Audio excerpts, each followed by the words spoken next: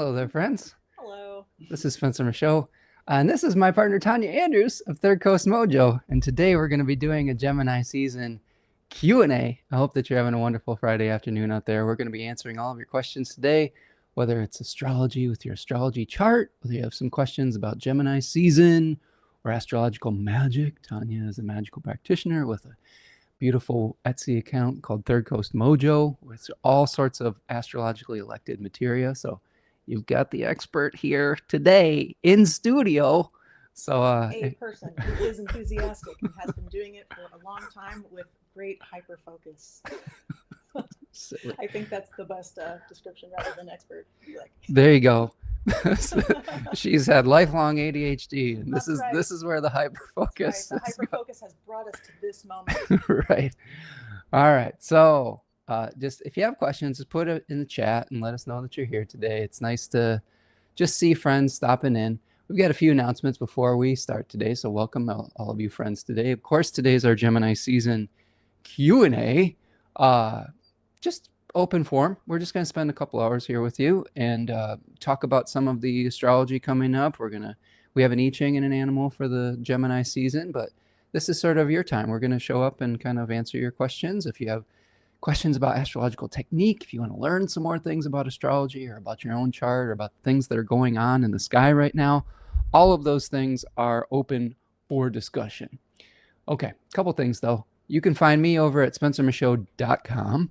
I have all sorts of wonderful offerings over there at Spencer Michaud. Oops, there you go. There you go. So you can find all of my offerings, including my Mythos natal readings, where we do 2 hours where we deep dive into your astrological story and look for any repeating patterns that you might have in your chart. That was one of the things that Tanja and I connected over when we first met, was our astrological charts and astrology. It's a great way to meet people. Right. If you want to do the Kairos transit reading, you can kind of get a leg up on the next couple months ahead and prepare yourself for all the twists and turns of your fate. Hore is a quarterly check-in where you do 4 quarterly transit readings per year. And then the Oracle is like a specific question if you're wanting to kind of dive into one specific issue. It's a little bit of a shorter session. I also do Big 3 mini readings, Sun, Moon, Rising, and astrological tutoring sessions, which I'm super excited about. I've got some tutoring students right now, and I really enjoy teaching. So if you want to learn astrology, Hellenistic astrology, tarot, the decans, fixed stars, I would be happy to be your curriculum setter and accountability partner. Okay, so also you can visit the store where Tanja and I both have some things that are, we have some webinars we did together. Yes, indeed. It's a team effort, a labor of love. So I did a decan webinar series where we go over all of the different webinar concerning all of the different decans, like the 36 decans or faces of each sign. Tanja and I did a series called Dignity and Devotion, where we kind of broke down the 7 traditional planets and how to craft a magical practice around that. Tell us a little bit more about that, Tanja. Yeah, we just really kind of dug in on all the associations and significations. Oh, we got to snuggle. Ooh, we got to get closer right here. Uncontrollable. So we kind of dug in together on the associated symbology and mythology and kind of the stars, the decans, the magical process, how to build an altar, how to kind of start your devotional practice, some things to consider when you're doing astrological magic, working with those particular planets, and just kind of how to kind of get that going. And there's so much information in those.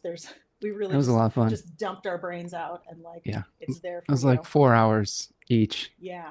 So it was a lot of fun. We had some nice people that stopped in too, and some nice discussions in the middle and towards the end as well. So really great resources for you if you're getting into astrological magic or just astrology with the decans.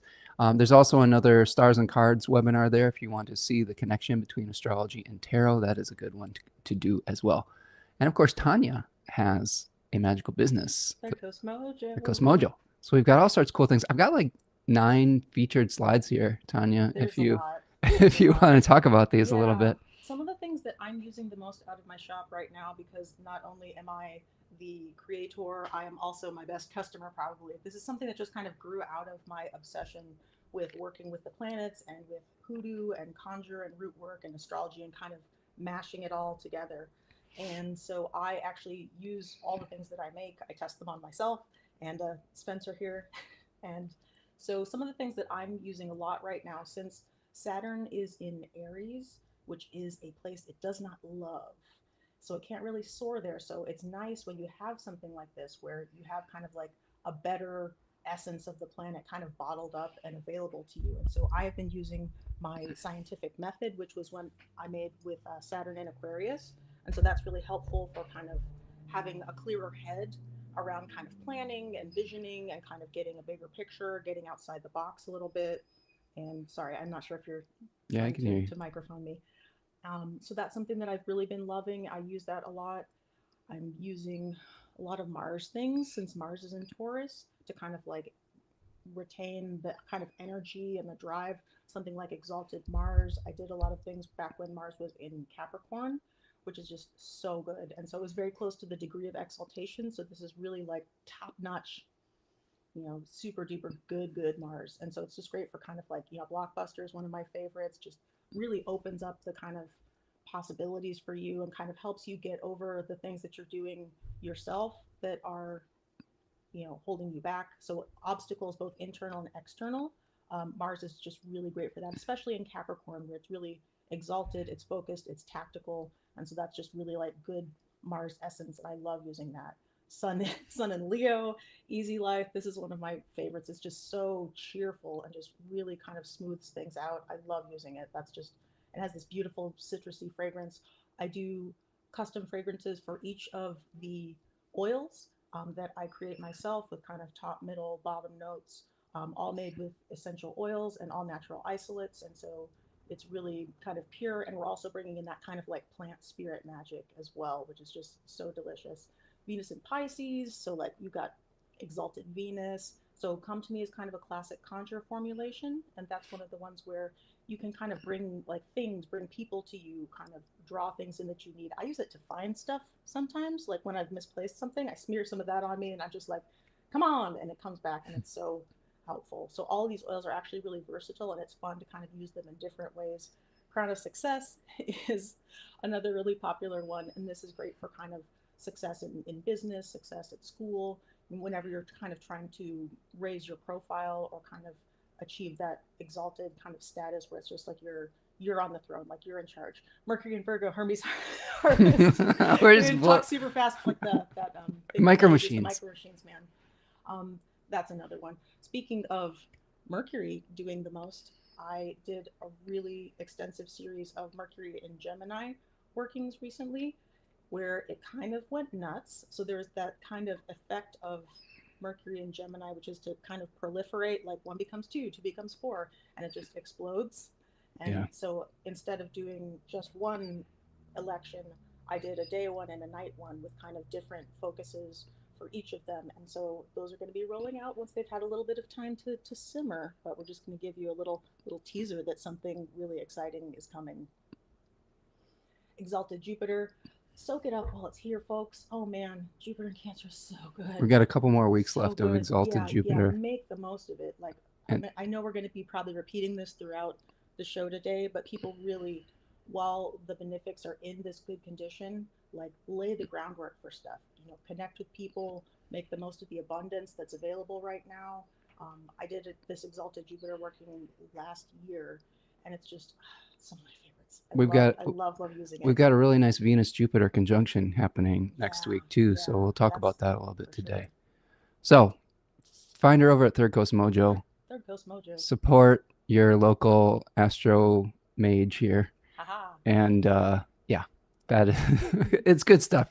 It's work. They're works of art, and Tanya really takes her work seriously and has done her homework and is just really puts a lot of her beauty and grace into it. So support her over there. Aw. If you want to know when we're releasing new things, you can subscribe to the newsletter. Know when we're going live.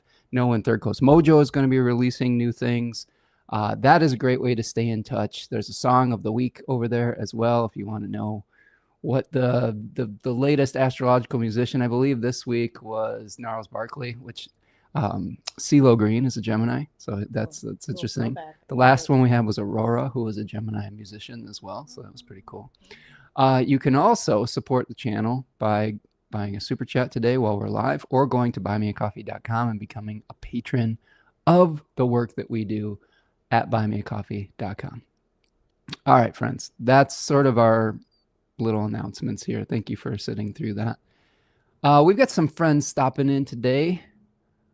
Elisa is here. What's up, Elisa Salazar, 8424? What's going on? I hope that you're doing well today. Hope that you're having a wonderful afternoon. If you have any questions about astrology or astrological magic, please let us know. Javiera is here. What's up? Says otherwise, you guys look a bit squished. I have a very small personal space cushion when it comes to this guy. I'm a bit of a claustrophile. Like if there's the opposite of claustrophobia, I'm just like, no, just let's have no space. Part of that is because we did have separate studios that we were recording in, but then some of the technical things were not working out in the other studio. So in like sort of the last 20 minutes before going on here, we're like, we need to set this up in just the one studio that I do in. So that's kind of why you're seeing this like this. But yeah, but you know, it's all good. It's Gemini, right? It's Gemini season. Here we are, the twins. Two of hearts. Right.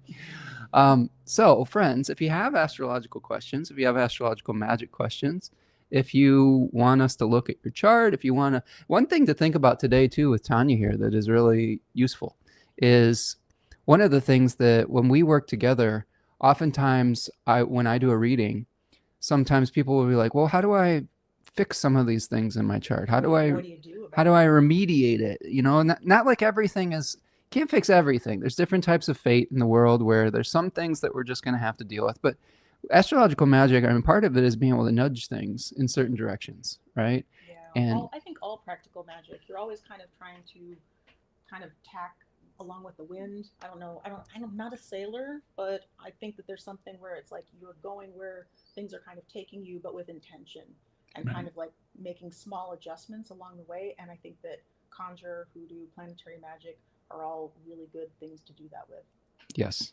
And so one thing that we do is when I'm looking at someone's chart or do a session with them, I'm going to send them over to Tanja and be like, hey, here's some products that might help with this. Here's some elected oils. Here's some glamour soaps or whatever it might be that they're trying to achieve. Like one of the ones that we're kind of really guiding people towards right now, since Saturn's in such a challenging position with being in its fall in Aries, some of the Saturn and Aquarius materia is really good for like seeing the big picture, having patience. You know, it's just trying to cultivate some of the qualities that might be missing in the sky.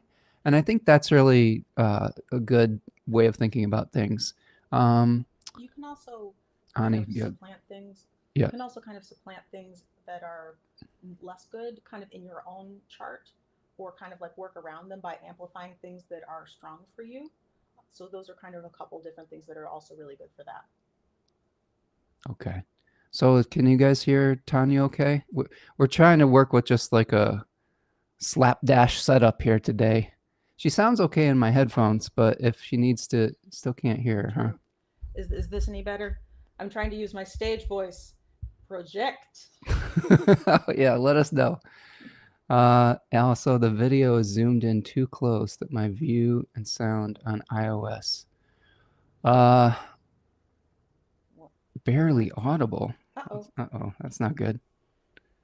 What if we share this microphone? What if you talk into this? Now we're really gonna get intimate here. Yeah. Extreme close togetherness. So maybe this?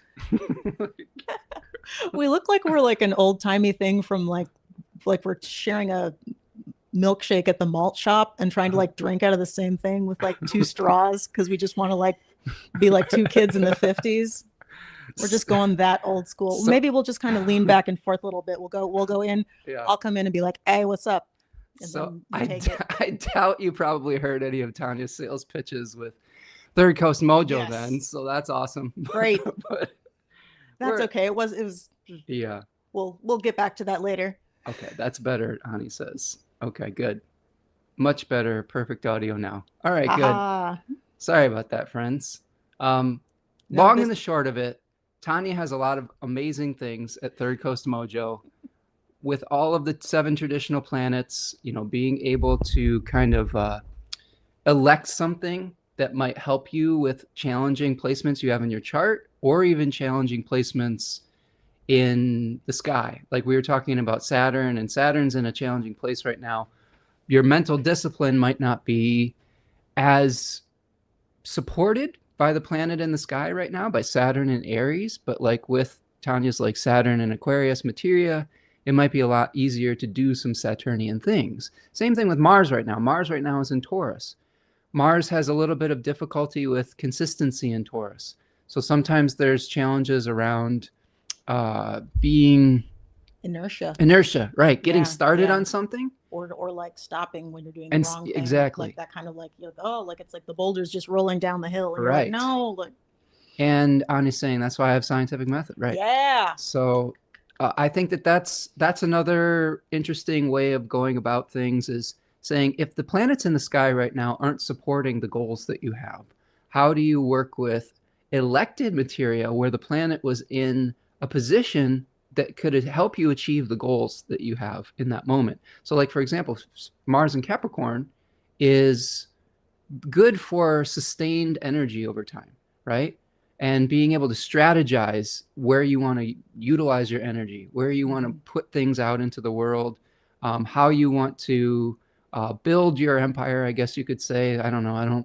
Yeah. I don't really like using empire terms anymore because we're sort of trying to dismantle I some of know, that right? It's, toxicity. but I think Yeah. that's the thing with Mars, because it's so kind of associated with that war element. You have to use terms like tactical or Mm-hmm. strategic, like things like that are kind of conflict.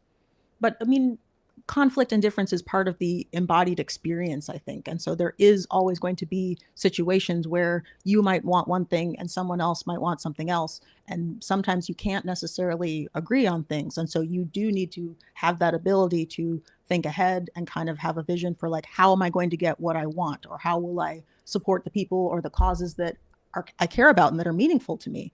And so you have to have that bravery sometimes, and it doesn't necessarily have to be in the service of something bad. Yeah. Yeah, I think so.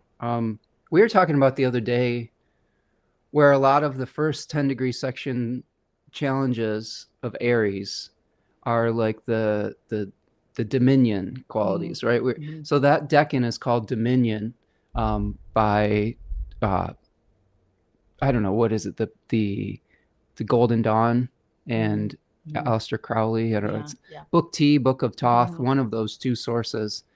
And a lot of the challenges with that, what we were thinking about is people in power trying to, you know, dominate and colonize and take over space. And one of the things, like, sometimes you're the dominator, other times you're the person that's being dominated. So Mm-hmm. maybe even utilizing Saturn materia in that regard could help you if you're being dominated by someone else who's trying to take over your space or something like that as well. So those are qualities that to kind of mitigate some of those challenges. Okay, so friends, got questions? Got any astrological questions? We're still working through the sun in Gemini right now. So we've got the sun uh, in the second decan of Gemini. So if we share our screen and kind of look through that here a little bit, just to see where we're at, maybe we'll trigger some thoughts and some questions around things. Let's see if we can get this going here. All right. So this is, you still see us on the, let's remove that. Add that to the stage. There we are. All right. So you can kind of see the chart here. If we make it small, yeah, here's our big face. Maybe we'll make this chart big today. What do Maybe you go think? big with the chart, Go because then big? we're just then Go, we can kind of like lean back and forth. let's go big. Maybe. Go Yeah. big or go home. Let's see. If you are just so eager to see our faces, there we go. let us know in the chat. How about that? Now we're on that side. So you could see here we've got Gemini 2 sun still hanging out. We've got Mars in Taurus. We have Venus applying to a conjunction with Jupiter in Cancer in the third 10-degree section of Cancer. We have Saturn in the second 10-degree section of Aries right now. which that deccan's a little bit different. So we have the delusionary quality of Neptune still in the first decan, that like Dominion type of Lord of Dominion kind of thing, right? Ani says I have a stellium there. Neptune is still co-present with Saturn. The power struggle is real, right? Ani says I don't have any questions, just hanging out till I have an appointment. But let me think. Nice, Ani. Yeah, let us know if you have something that comes to mind for sure. So the second decan, though, of Aries is related to the Three of Wands. And that one's more related to the royal decrees, right? The ability to say, okay, now that I've made a new start, now that I have initiated an activity, I've created, I've started to create my own world and experience. What are the values that I have that are non-negotiable, I guess you could say? What are the royal decrees that I want to make that say this is what I believe? First decan Aries says this is what I'm not. We're rejecting that which we are not. In the colonization language, they're saying we're rejecting sort of the motherland and going off on our own to find our own independence, I guess you could say, on some level. There is that quality with it, like separating from the mother to be able to go independently. Individuation, where Right. you're showing that you're an individual and kind of saying this is where I take a stand as myself. Yeah. Yes. Yeah, and if once you have that established, then you are saying, what do I believe in? And then the third decan of Aries says, how do I get people on board with my vision, right? How do I use my charisma, my humor to sell this land, or to like say, hey, this is what you should come live here, or you should be a part of this project, whatever it is, right? So, Saturn going through that decan says, it's almost like you don't have a choice right now. You have to declare what your values are. You have to say, this is what I believe in.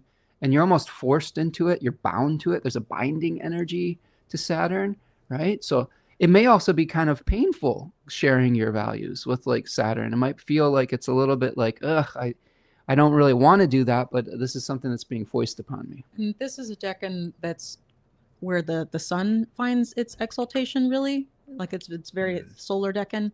And so think about how kind of different those energies are, where the sun is just going to be shining and kind of like making those decrees and kind of sharing that vibe and that glow. But then you have Saturn there, then that's not what that energy is about. Like that's about like slowness and deliberation and kind of like what's happening in the shadows and And the hiding, the right? foundations. Hiding. Yeah, yeah, Yeah. sometimes even like genuinely like obscuring things. Right. And so to have that be like, oh, like you're thrust onto stage, sometimes I think as a very Saturnian person, I feel that sometimes, I mean, especially like I'm having a first house perfection and Saturn is my time lord. And so there is that feeling where it's like sometimes, there's an energy of like you want to disappear or you want to just work in the shadows or like not be perceived. But with Aries, everything is very like thrust into the spotlight. Like it's like Right. the birth and like just bursting forward and this kind of life and profusion. And that's not really what Saturn's about. So that mismatch is really glaring. Yeah, and we didn't really catch the Saturn and Capricorn elections. I think that was like prior to 2020, right? That was like in 2020. in 2020. We were going through it. Yeah, there was a lot going on around that period of time. And Tanya's magical business was just kind of getting started, and she was getting her feet underneath her in that period of time. But she did capture some of the Saturn and Aquarius energy. It was like what, third decan of Aquarius, I believe it was. So. Yeah, and that decan is a little bit more about how do you leave something behind? How do you leave the past behind? How do you like take an overview of what you want to complete? There's completion energy to that. So like where Saturn in Aries is giving us initiation energy, it doesn't do very well with sustaining that energy over time. So this is one of the things right now with like Saturn, we might have a lot of real power towards starting new things, but we might not have the type of energy to complete something. That's one reason why you would use an astrologically elected material to say, okay, well, there's starting energy in the sky right now, but I need an extra boost to get to the finish line, to see how all the elements are going to come together to be able to fit together. Ani says, yes, there's a moral code. I'm having to remove fallen Saturn archetypes via this transit. Spot on. There you go. And Ani also says, Saturn is also my time lord. So this isn't Oh, playtime. No place for shenanigans, right? yeah, yeah. I mean, and I think that's the thing too. Like Aries is really like energetic and vivacious, and there is kind of like a, it's like to me, like Arieses that I know are always like, oh my gosh, I've just discovered this thing. It's so fun and you're gonna love it. Like, and it's that kind of like really exuberant, really energetic, like just leading with the head and the heart, like just full speed ahead. And then with Saturn, like it's not playtime. That's such a great point. I like that. Yeah, and that's where some of the qualities of like binding come in, Mhm. right? Saturn says you kind of have to do this. There's not really a choice. It's not you're not doing this because it's enjoyable. You're doing this because it's your responsibility, and that's just really interesting in the sky right now because we have Saturn moving through that decan, and it's going to retrograde in that decan. Ooh. So in a few weeks, really, like maybe about a month and a half or so, it's going to retrograde in that decan. So a lot of the things that we might be trying to put into place will be up for review for the second half of 2026. The things that we've started, the things that we've initiated. One cool thing about that, though, that I think is actually somewhat fascinating is sometimes there is a theory that I've kind of been kicking around with some other astrologer friends where a fallen retrograde planet in Eastern astrology, in Jyotish, or a Vedic form of astrology, right? They would sometimes consider it acting as its opposite in an exalted sort of form. It's like the triple reverso, like double reverse flip. Right. So oftentimes a retrograde will take back something that's given. Like let's say that you're dealing with a really difficult time establishing yourself with Saturn and Aries. Let's say that you actually receive some help from a partner or from a partnership when Saturn retrogrades in Aries because it says, well, it's not you don't have to do this specific way.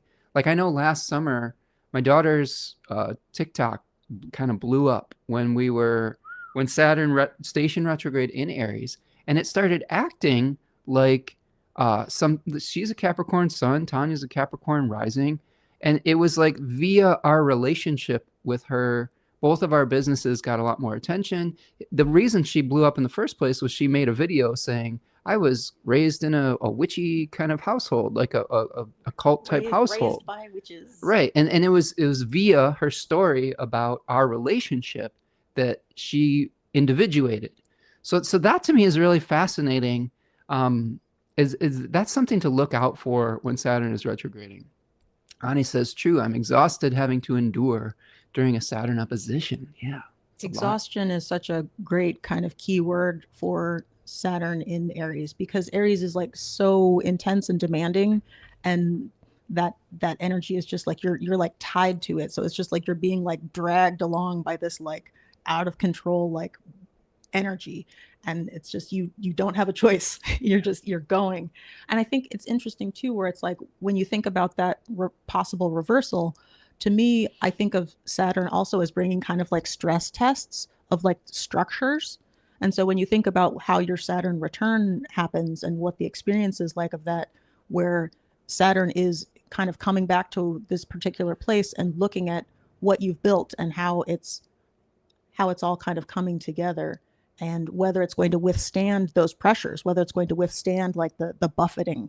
And I think that buffeting is going to be pretty intense because of the Aries placement, but it may also be like really illuminating in a way, like sometimes seeing what's going wrong or how the structures that you're making, you built them too fast or you didn't have enough information, and then you get a chance to kind of like come back and like revisit it, or the flaws are revealed, and that can be hard, but it can also be really helpful. And I think we're going to get some of that too, especially as Mercury is going to go retrograde soon as well. Yeah.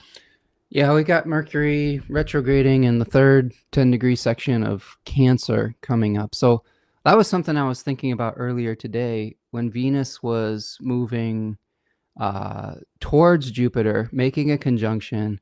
But what the good fortune that comes through that, there might be some something that it needs to be reviewed from that good fortune, right? Something that is like, okay, you might have to do something different. Oh, there we go. Yeah, I can see how the Yeah, vertical yeah, we're like version, um, like I could see how there would be sort of this challenge around maybe you think that there's something really good in your life. Like that decan is related to luxurious tastes. Like that, like you, to me, that's like you really want something. It's very expensive. this is the third This is the third decan of 10 degree section of Cancer. okay. Yep. And you want something, but it's like very expensive and you think you have enough. And then Mercury retrogrades in that area. And it's like, hey, maybe there's some other expense you didn't think about. Maybe it gets more expensive than you anticipated. Tanya was also talking about today too.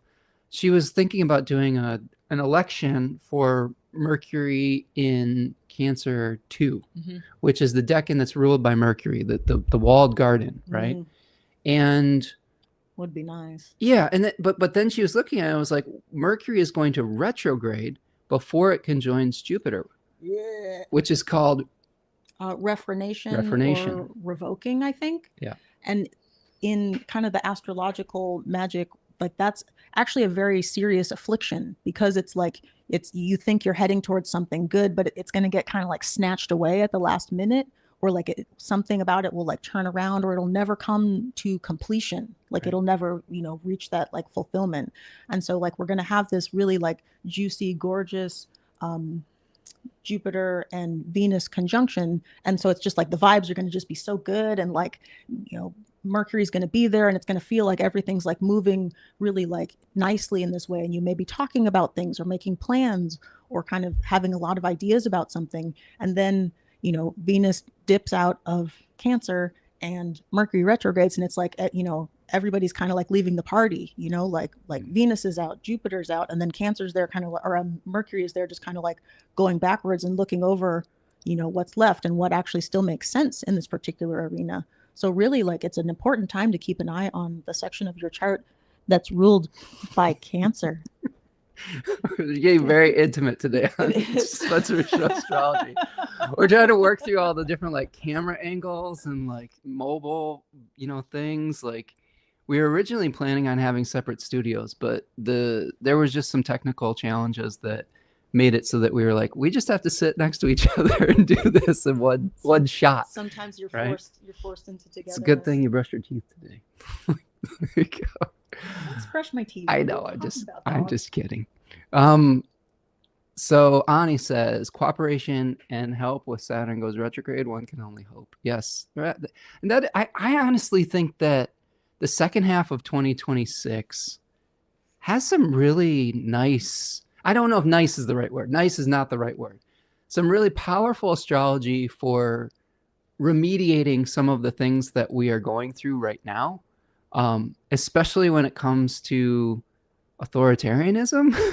Like, so a couple of things really important for the second half of 2026. Like I'll just kind of list them out. Saturn retrograde in Aries. If you think about Saturn in Aries, oftentimes Saturn will talk about like leadership qualities.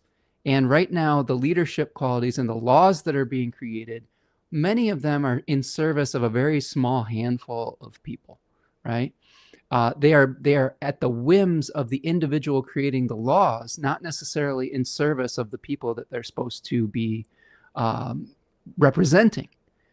Now that could change with Saturn retrograding in Aries. A lot of those draconian laws could be taken back, and they might be found illegal or unlawful, and that returns some of the power to the people. That's also echoed in Pluto going out of bounds in the southern declination in the summer. These happen relatively within a week or two of each other. Like the end of July, we've got Saturn retrograding and Pluto going out of bounds all the way. Both of these are all the way until December the 10th. Like that day, like I think both of them, like Pluto goes back in bounds and Saturn stations direct. So that's like 6 months of that Saturn retrograde, it like maybe acting exalted, and Pluto out of bounds in its southern declination, which traditionally was associated with returning power back to the masses rather than the consolidation of power to like oligarchs or like autocrats or something Yeah, like that. little handful, So the tippy top of the pyramid. so that to me is, yeah, that's really fascinating. And additionally, you will have Venus and Jupiter moving into Leo, opposing Pluto. So think about the that energy of like the centralized forces of Leo coming right into conflict with the Pluto in Aquarius, the humanity, with the masses, things of that nature. Also, that's not all. That's not all. But wait, but wait, there's there's more. more. There is an eclipse in Leo, right? At the end of August, mid August, actually, beginning of August, mid August. Grunking up my hope for That, Leo elections. that Pissed. additionally, the nodes are going to be moving from Pisces and Virgo to the north node moving into Aquarius and the south node moving into Leo. So the south node would often represent reduction, uh, things losing energy, losing power, kings losing power. The Leo and the Sun were often traditionally associated with kings. So like very powerful centralized leaders losing their grip on their, I don't know, autocracy, kleptocracy, whatever you want to call it, and the increase of the power of the masses. Now, that has a caveat though. Aquarius isn't sunshine, rainbows, and like, it's not what hair made it sound like. It, Harmony and understanding. yeah, the difficulty about that could be that it also could increase the ability of people in power. Two things: surveillance state type technology, right, where the all-seeing eye of Sauron or Palantir type of thing is increased in its ability, but also the ability to craft a narrative and censorship. Like censorship is actually very Aquarian. This is something I learned in Joy Usher's book, A Tiny Universe. Is what Saturn in Aquarius does is it says it's, instead of creating a wall, a physical wall that people are prisoners inside of, it creates a glass ceiling that says you might as well not even try like to do this thing.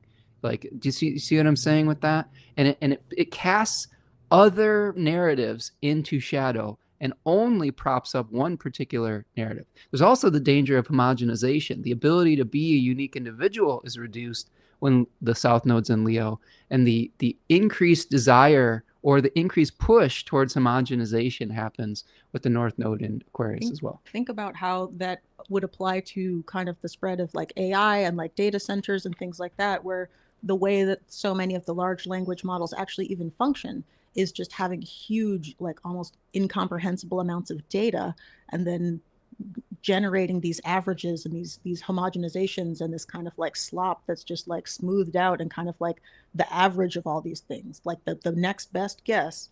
And then it becomes these very uniform, very kind of like derivative, smoothed out things in a way. Ani's saying, I'll lean into that potential during the retrograde, right? Fallen weak Saturn, nonsense falling apart. Good riddance. Yeah.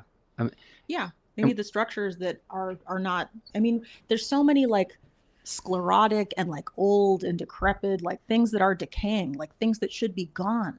And sometimes that has to fall away. And I think that that actually is one of the things that Saturn can do. Like Saturn can be kind of good at like, now, like this thing is over and it's time for it to start to like crumble the rest of the way and like, you know, kind of go back into the system.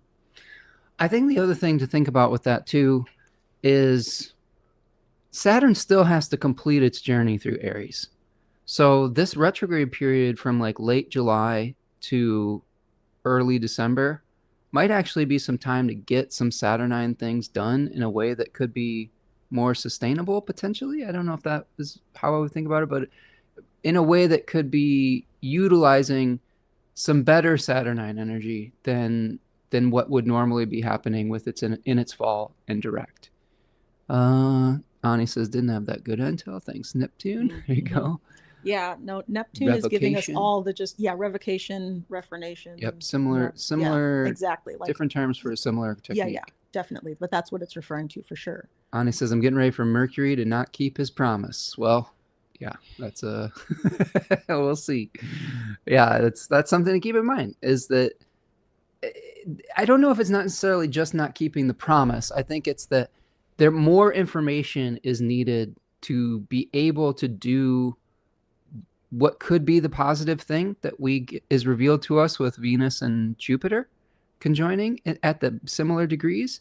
You might just have to go through more information first. I think that's often what I think about with Mercury retrograde. And communication. I think it may be that like the Venus and Jupiter of it all is like there's this beautiful idea or like this potential that gets seeded, and then with Mercury, you got to talk it through. You got to talk to your constituents. You got to talk to your neighbors. You got to find ways to connect with people and be like, all right, now how do we actually do this? Like doing the work of like really talking it through. And I feel like a lot of that energy has been laid too with this Gemini season. I don't know about people out there, but oh my gosh, like we've just been like going around and like traveling and talking and connecting and getting messages and like fixing things and and it's just like everything, like one thing becomes two, and so just this proliferation of like communication and ideas and connections. Mercury's and, like, out of bounds right now too. Whoa, so it's so much. It's a little overwhelming for like somewhat of introverted people such as ourselves. So we're a little bit exhausted. House over here. Like, yeah. I got that hermit software. Ani says, renege energy in my neighborhood. Cancer, I see third. Ooh. There you go. Yeah. So just keep those lines of communication open with your neighbors. Right. Like, and that's another thing that we've been experiencing is just a lot of neighbor drama. Yeah. Just like that kind of energy of like what's happening near you, like you're talking and stuff's happening, and it's just that boop, boop, boop, boop, boop, the bees flying around. Stella says, yay, Tanya's here today. Tanya is here today. For those of you who are just stopping in, this is my beautiful partner, Tanja Andrews of Third Coast Mojo, that I refer to in the beginning of the channel show type things. I'm a real person. I'm not like his girlfriend who lives in Canada, so you just can't see her right now. She's a real person. She's in the room with me here now. We had 2 studios set up in the house, and then the other studio just was experiencing technical difficulties, so we're cramming together in the one microphone. We're doing the Siamese twins. Yeah, we're conjoined. The twins are conjoined twins today. It's very Gemini season. So you've got 2 instead of 1 today. And but my animal for the day, not for Gemini season, but for my own personal animal, was the chimera. So we're like chimeraing our knowledge together today. But that is an advantage though, because if you have questions on astrological magic, if you have questions that you think Tanya might have some expertise around with their Third Coast Mojo stuff, if you have remediation questions for your chart, she is very good at those types of things. If there's something in your chart that you're really struggling with, and you think that astrologically elected materia could be helpful for that, she's really the person to talk to with that. Ani says, Jupiter, Venus, Leo opposite Pluto, potential justice for women exposing corruption. I can see that, right? Stella says, slop indeed. So much slop right now. It's just slop world. And Michigan, the state that we live in, is really under fire right now with data centers. We've got multiple data center projects that are kind of in various states of completion, struggle, and it's really frustrating because we have a governor that we thought was like kind of, I don't know, for the people, right? Yeah, like they did a lot of things that were very, I guess, progressive and like were for service to the people, but she's kind of sold out our constituency with the data centers, and it's really frustrating for people like us who live in the state, trusted her with our vote, and now she's kind of selling out to the large tech companies and just driving these projects through, even though people in the community are showing up in mass and saying, we do not want this. No, yeah. We don't want these. We don't want the environmental impact. We don't want the noise. We don't want the destruction of farmland and forest and water usage. We don't want these things, but there's so much money and power behind these things that they're just kind of doing it anyway. And they're like doing it, and they're like, apologize later, and it's too late, And also sometimes when people are trying to fight back, like when communities are coming out and being like, no, we absolutely don't want this, they're getting sued. And it's like, oh, well, now like is this like little township gonna like bankrupt itself trying to like sue like open AI or like something? And it's like, Yeah, we just you had a know, photo op with Gretchen Whitmer with Sam Altman of like OpenAI in a so community gross, that's like so 10 gross. minutes, 10 miles, 10 minutes from our Yeah. house, you know, and it's just like, it's barf inducing. It's nauseating. Let's see. Angela's here. Says hello. Nice to see you together. Thanks for this live. Not sure how long I can stay, but I will catch up when available on your channel. Appreciate you, Angela. Thank you for being here today. Yeah, we're just here to answer questions, talk a little bit of things Gemini season. So yeah, if you got anything that you want addressed in the chat, let us know. Ani says, don't get me started on AI slop. It has uses, but this isn't what I had in mind. I don't think this is what anybody had in mind for the most part, except for the tech billionaires that want to profit off of the people's, I don't know, Everything. ability to be distracted by cat videos, like, or things like that, right? Can't enjoy a cat video anymore. I mean, I enjoy like a cat dancing every once in a while, but I don't enjoy a cat dancing at the expense of fresh water or at the expense of, like, you know, my peace or the planet being habitable long term. You know what I mean? I can imagine what a cat looks like when it's dancing without necessarily needing to see it. Ani says Mercury refraining seems like it has some to investigate more. Yes, exactly. Yeah, I agree. exactly. Stella says I have the Hermit software too. Yeah, a lot of people I think that tune into the channel are maybe a little bit more hermetic, I guess you could say, like have a little bit more, I don't know, retiring dispositions. We're not super loud on the channel.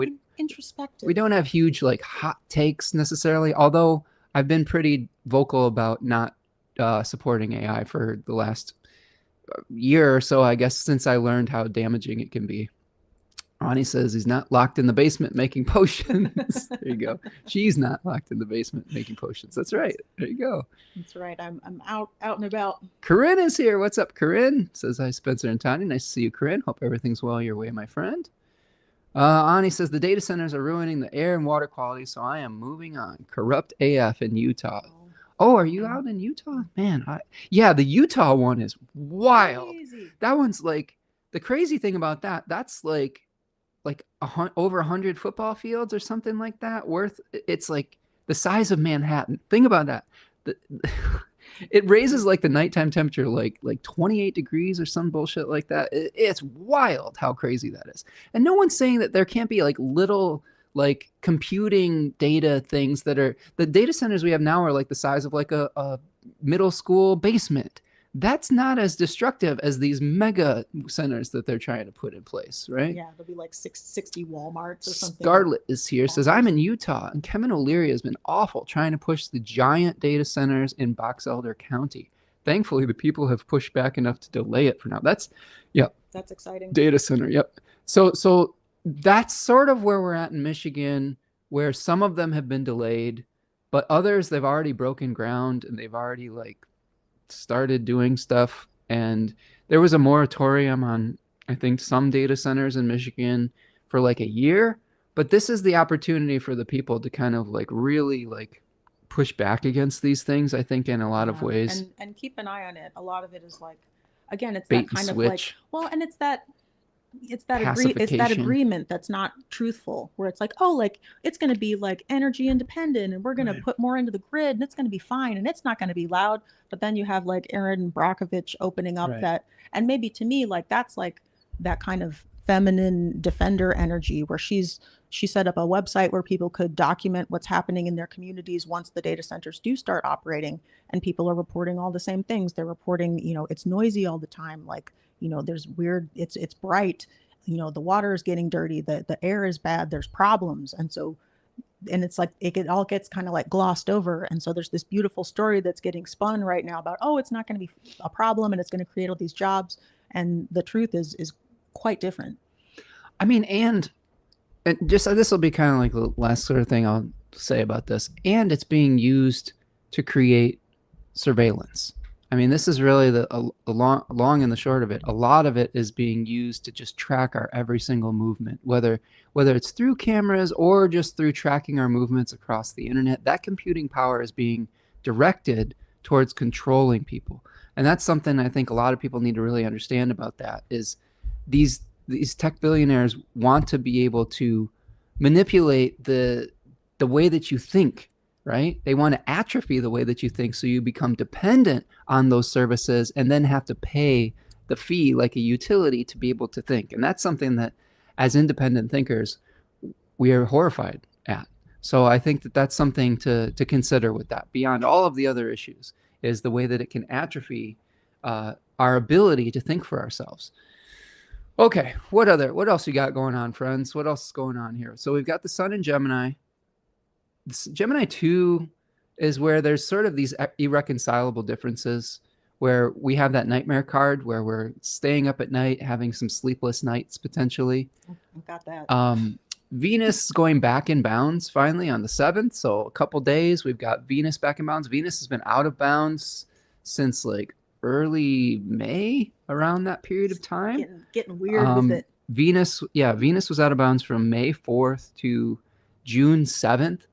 I think that that's interesting because there might be different relationships like that you don't normally see. Like, look, you see Tanya and I together on a broadcast here. That's not normal. That's Venus out of bounds. Venus is the ruler of my 10th house. So the ruler of like my public facing persona. So it's just a little bit different. It just means that there is like something that is a little bit unusual about our Venusian qualities. I would say that the other thing is when Venus goes back in bounds, you might feel a little bit more comfortable or confident with committing to something that you either are attracted to or like if you're like designing something. When Venus is out of bounds, it could lead to a design quality that when Venus is back in bounds, you could look up and be like, what did I just do here? What did I commit to? Why am I wearing a traffic cone instead of like the normal muted colors that I put like 2 traffic cones like on your chest? But I think it could also be there's that element too of it where it's like sometimes you see artists who are really unconventional who have Venus out of bounds and they're kind of notable for that kind of like shocking quality where it's like, oh, like that's so weird but it's hot, or like it's exciting.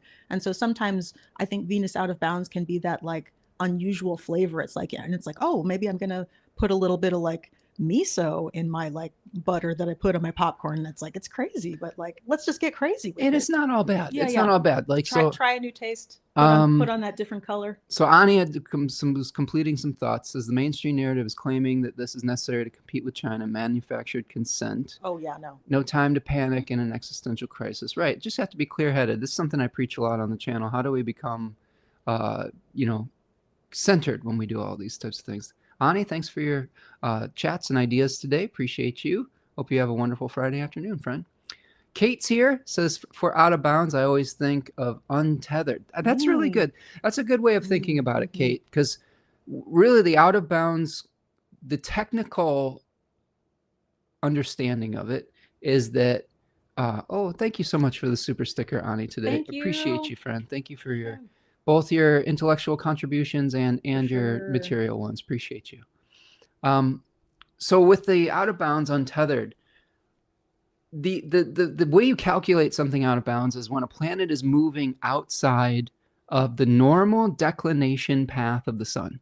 So that's the relationship of the sun above or below the ecliptic line, that kind of imaginary line that all the planets are moving in relationship to across the sky. Like the declination is very far above the ecliptic when we're at the summer solstice. It's very far below the ecliptic, the sun is, at noon, okay, to be technical, when we are going to the winter solstice.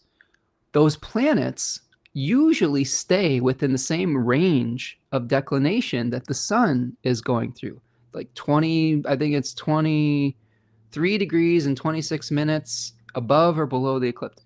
Sometimes these planets will be like sort of untethered, like Kate is saying, from the normal path of the sun, and then they're acting on kind of their own volition, and to sometimes with a concentrated, sometimes extreme part of what they're doing. So it's not necessarily bad. It just means that it's not the most socially acceptable thing. Like when we have it tethered to the sun, there is a social acceptance that comes with it. So like we've talked about artists like Bjork, right, that have Venus out of bounds, where she doesn't give a rat's ass what people like or not. Like she does what she likes and what the muse is inspiring her to do.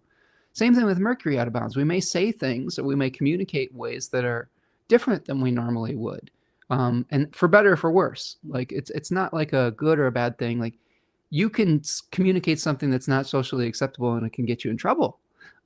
Or you can communicate something that you wouldn't normally communicate and it can be a light bulb moment that moves you forward. So not necessarily judgment, but I mean, it's that kind of like those planets are definitely dancing like nobody's watching. yeah, it's true.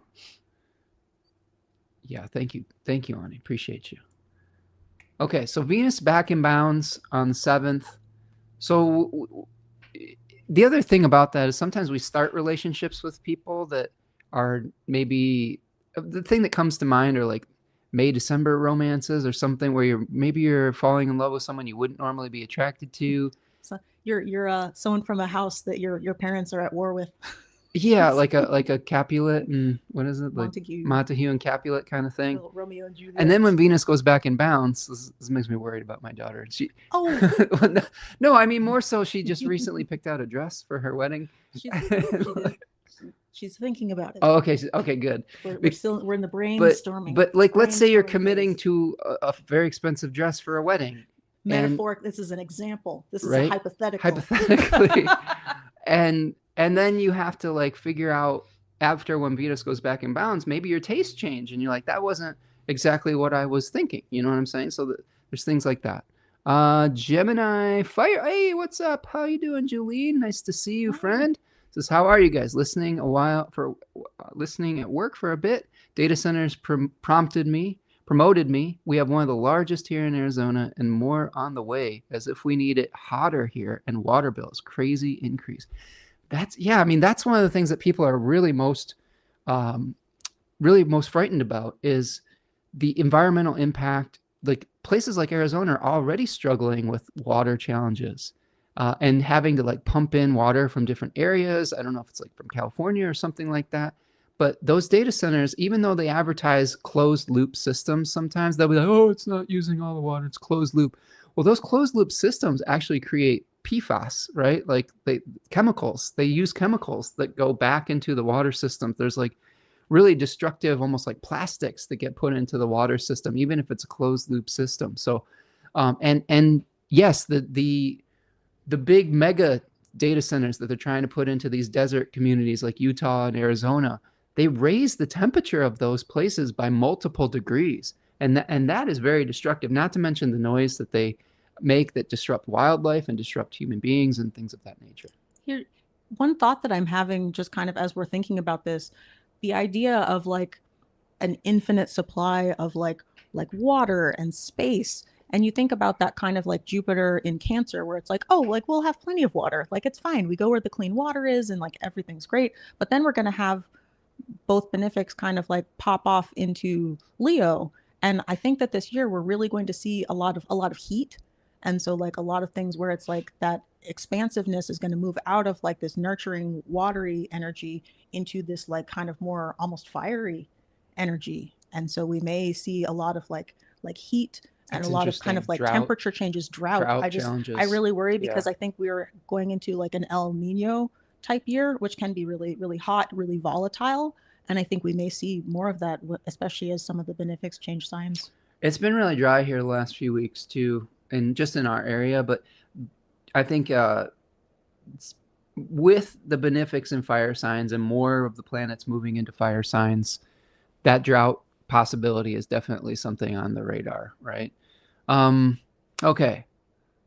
Julene, appreciate you being here, friend. Hope everything's going well your way and that you and your son are doing well, your grandson, and that he's staying healthy and he's a football player. So stay hydrated during mini camps and like summer camps. Everybody stay hydrated. Drink extra water, right? I think it's got to be.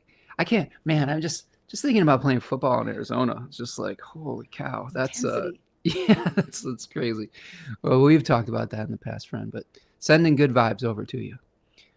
Stella says, and K2 moving into Leo will be co-present with Jupiter's triplicity through Leo this time. Yeah, yes. Mm-hmm. So the reduction quality, right? The reduction of, I don't know, physicality through the element of fire is really like interesting to me too. Sergey is here. Says, hi everyone. Looking forward to checking out what I have missed. We've just been talking about the kind of the astrology that's been going on. We've been working out some of the technical challenges in the beginning. So we've been talking about Third Coast Mojo and some of Tanya's remediary planetary elected materia. So if you have questions on like remediation in your chart, if there's a planet that you're struggling with, or if there's a planet that you're struggling with in the sky, you've got kind of an astrological magic expert here and a materia making machine. Or magician, maybe not a machine. Maybe we're trying to move away from machines. I mean, I have been this month. Yeah. I've been woo. You've been making lots of stuff. So there's lots of cool things coming in Third Coast Mojo too. There was a few Mercury elections that were done with Mercury and Gemini. You've got a bunch of stuff that isn't even listed right now from Jupiter and Cancer still. You've got a bunch of Venus and Libra stuff. There's more stuff coming. It's just, you guys are gonna like it. It's fun. And she's like a one-woman army, so it is just like I'm like a one-person doing these one-man band. So sometimes it takes us a little bit longer since we're not really hiring out a lot of the labor. We're doing it ourselves. Kate says, to have the conjunction and square relationship to Saturn, there's metaphorical calcification of the sweetness that isn't easy. Have the conjunction. So the Cancer to... Oh, yes. Aries. Yes. Okay, yep. So if we go back to the chart, let's bring that back up here. See where we're at. Let's see if we can figure this out. Let's make it big. I'm just checking all the different... That's probably right. There it is. Okay. So what Kate's talking about is the Venus-Jupiter conjunction in the third 10-degree section of Cancer. And we have Saturn in the overcoming square to that. So we really would love to do something with our resources. That decan is related to balancing out scarcity versus surplus. So we might be wanting to be generous with our resources, but maybe there's something in the back of our mind saying we have to really be a little bit conservative with our resources right now because of the greater circumstances that we're dealing with. That there might be a little bit of challenging in the collective where we might not be able to get everything that we need, or maybe the money's not coming when we thought it would. What's the card with that decan? With Which one are you talking about? So I'm talking about the Venus-Jupiter conjunction in Cancer 3, which is the Four of Cups kind of energy, where someone is refusing more. They've gotten most of their material needs met, and now they're looking for and searching for higher purpose, or searching for some kind of spiritual direction rather than just a physical one. And when you have your own physical needs met, what do you do with the excess? Do you share your abundance with others? Those are a lot of the questions that come. If you haven't gotten your physical needs met, how do you get those things met? There's the diamond in that is Hecate. Oh. So think about like the ability. Talk more about Hecate, Tanya. So kind of crossroads goddess, very intense, very associated with kind of protective energies. Definitely not to be trifled with, just this real kind of focus on like justice and kind of like the feminine, witches, magic, kind of the shunned, like dog, like a dog, like things like that. And, so that's interesting. I think with that too, there's probably an element of like overwhelm even, where it's like more is more. And so it's like the cups just keep kind of coming, and it's like, what are we doing here? And then you have that energy of Saturn kind of like riding up behind it and firing the Tommy gun. And so there's definitely something structural that can hinder the kind of like unfolding of that goodness there. I mean, Hecate is also known as like a triple goddess. Oh, yes. So there is like the maiden, the mother, and the crone type of energy. So there is the birth, the growth, the Mm-hmm. fruition of the full moon type of experience. It's a lunar decan. Mm-hmm. And then you have like the receding quality, the disseminating quality, where the light is waning. So Mm-hmm. there is the birth, life, and death quality with that too. So all of those things are infused Mm-hmm. into that decan. Yeah, there's Um, never infinite growth.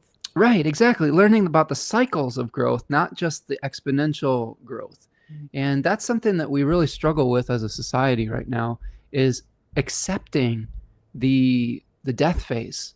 You know, we don't accept the time that we need to rest. We don't accept hibernation, especially like some of the people that are running things right now with all the excess, you know, like they're obsessed with number go up. I've been reading a lot from a guy named Matt Stoller this morning about this guy who runs basically TCI, Comcast, and things like that, like in his methods. And he was obsessed with financial efficiency and number go up at the expense of everything human in his life. And it It's was giving Midas. yeah, it was really crazy. And now he's realizing that at like the end of his life in his mid 80s, he's like, I wish I'd spent more time with my family. I wish I hadn't done all these things. And it's Yeah, like, sucks to yeah, suck. it's like Like, too late now, asshole. Like, give away your fortune, and yeah, you right. know, like that's, I don't know. Sergey says, "Oh, I love planetary magic." Tanya, what would you recommend for people who have really dignified malefics? Lean in or back off? That's a great question. Mm. Okay, so I, let's go zoom out for a minute while we answer that. yeah, I like that a lot. So I would say lean in, but also lean into kind of a practice that keeps you grounded morally. So have like, have your kind of values really clear cut and then do lean in because sometimes you can get a lot done when you have like a really good Mars. Like a really good Mars is just like a dynamo, like it powers you, it's a generator. And so that can be something that can really kind of carry you through in some other ways. And you just have to kind of like balance it with something benefic. So like I would say definitely like lean in, like especially when you have strengths in your chart like that can be so potent. So nourish yourself and kind of when I see things like that, like if they're very dignified, like if they're exalted, so if they're not in their own domicile necessarily, you could also consider kind of feeding the hosting planet. So say you have like Mars and Capricorn, for example. This is just a guess. I don't know your chart, Sergey, but you could use something to kind of provide good Saturn energy to kind of like help that kind of go along. So you're providing that structure and that kind of firm boundaries and that foundation for that Mars to really shine. And then whenever you're working with the malefics, there is always that kind of shadow side.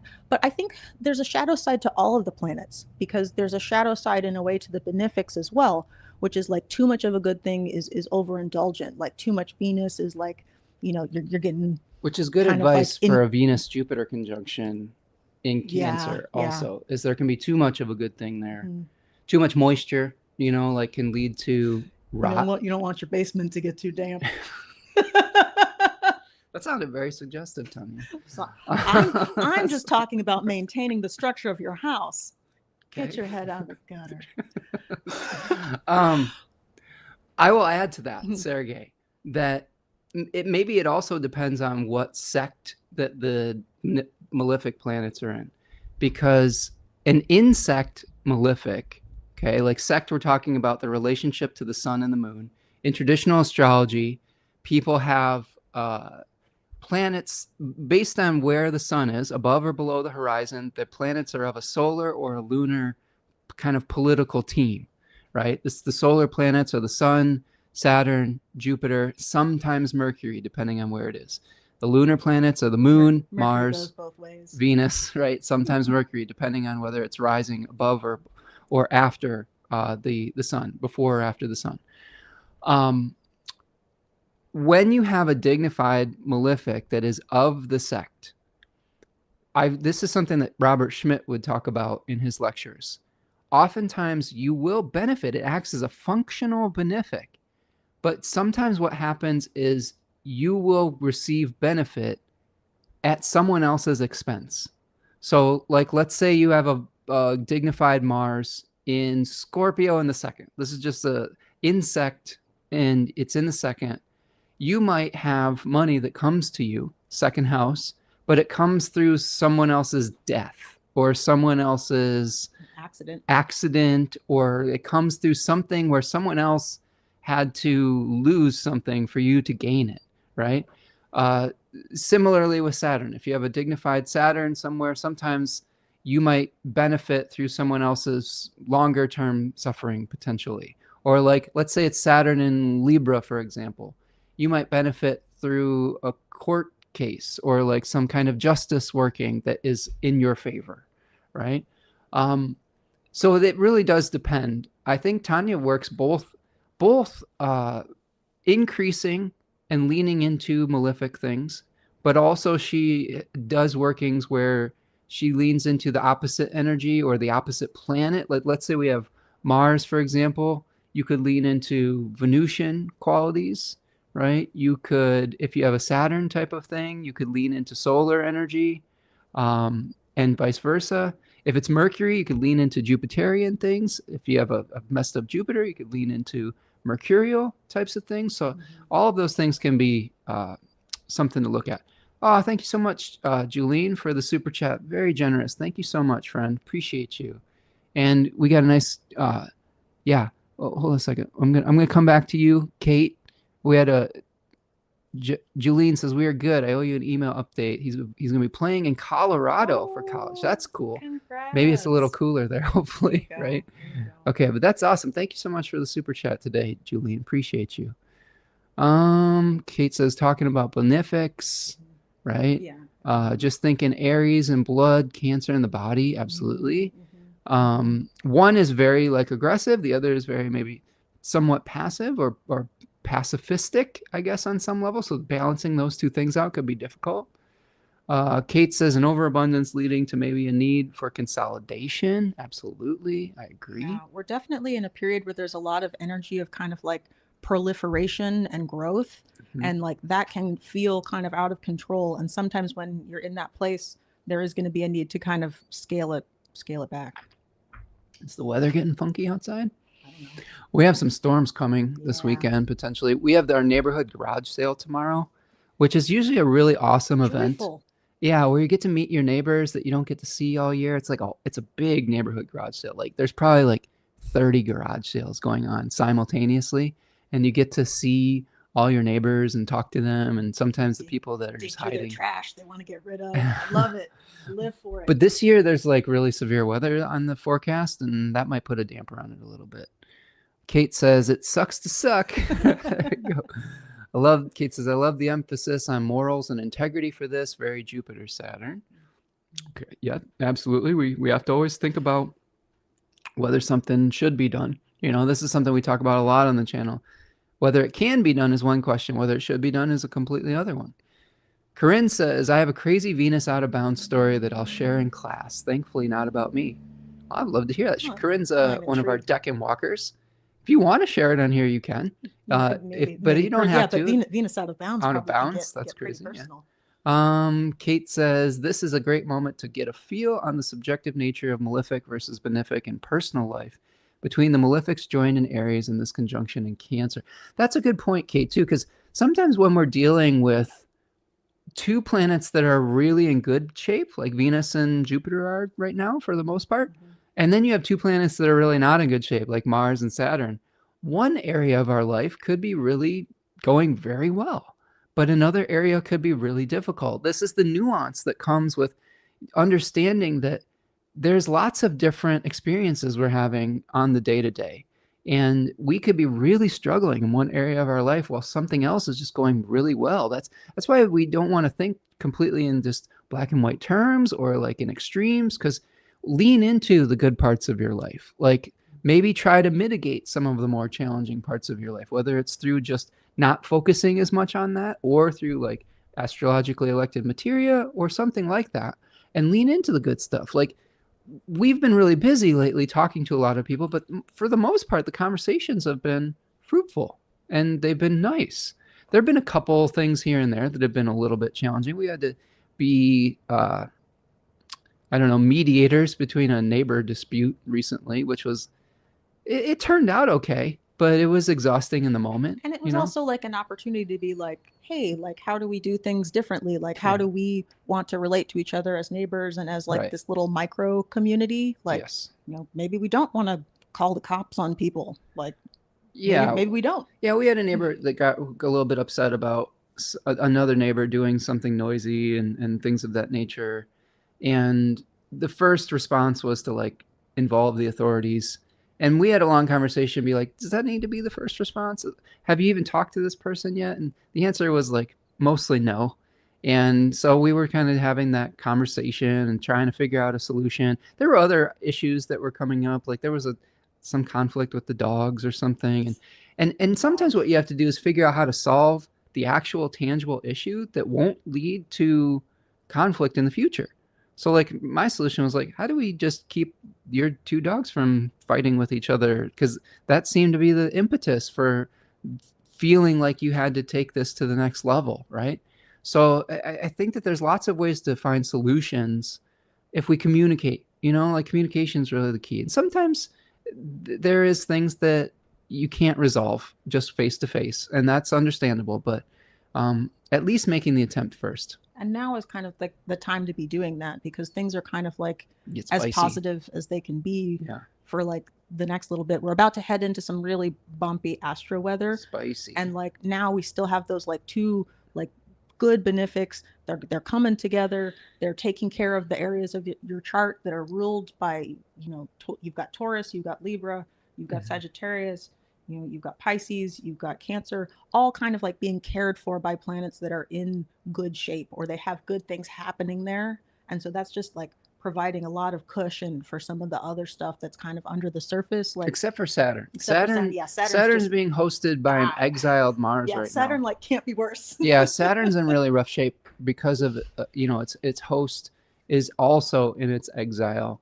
So there that and in aversion. So there are some Saturnine challenges.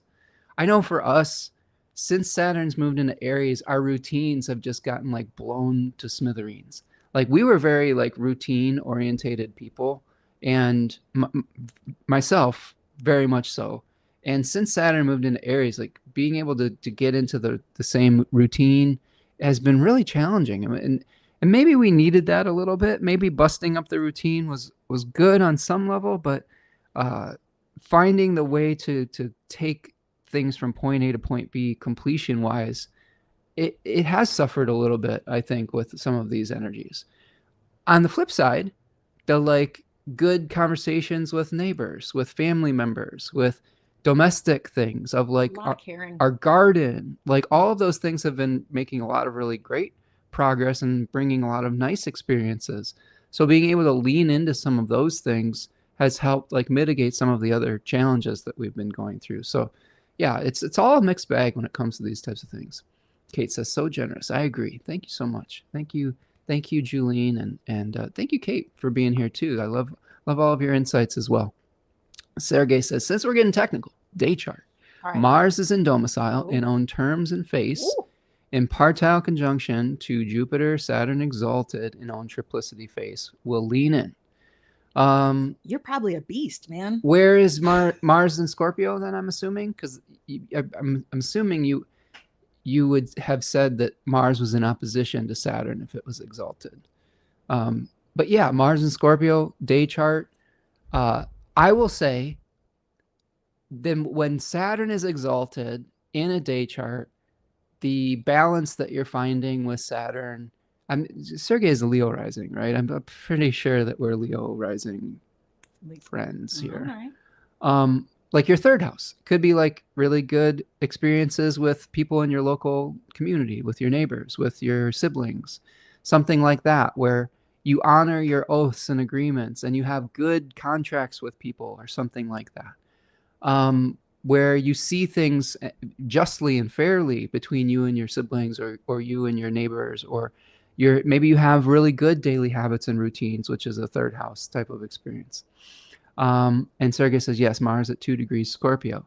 Now, this is similar to what we were talking about with Mars in 5th house, right? No. Mars would be in the 4th house. Excuse me. I was just kind of trying to see the chart in my head. Mars would be in the 4th house. But a really strong malefic planet in the fourth house could be some difficulty, though, with family, with like parents, with a land of origin, maybe being separated from a land of origin. Maybe there is sorrow associated with that, and uh, sadness about maybe having to leave one place and go to another, but maybe it works out. Do you see what I'm saying? Maybe there was something really traumatic that where you had to leave a space and then you went into somewhere else, and it worked out because the benefic or because the malefic planet is in domicile, but it's still very strong. It's still very potent. Okay. Sometimes it depends too. This is what Schmidt would say too, Sergey, is it depends on what type of house the malefic or the benefic planet is in as to whether it can do good or do ill. So, like if a very strong malefic planet is in the 12th house or the 6th house, it's probably has the ability to do a lot of damage, right? Rather than to do good, even if it's insect and if it's in its own domicile or something like that. Whereas a benefic planet in one of those difficult houses doesn't have as much of ability to do good out in the world, rather than it would if it was in a good house like the ninth, the 11th, the fifth, etc.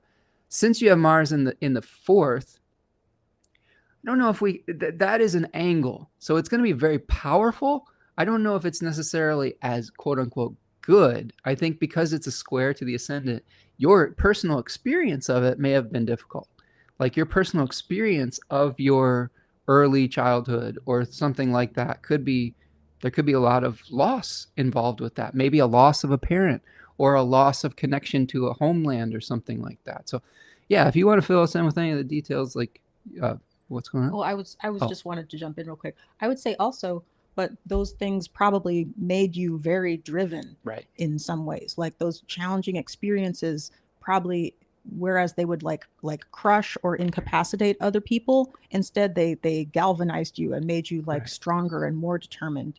And since you have that Saturn exalted, you definitely could benefit from kind of leaning into some Venusian things that would both kind of nourish and feed that Saturn and help kind of like keep it moving in like a graceful direction, and kind of like counterbalance that Mars, which can be very intense and maybe sometimes harsh, or sometimes kind of uncompromising. I mean, I think that's a thing with Scorpio too. Like Scorpio is so laser focused and so potent.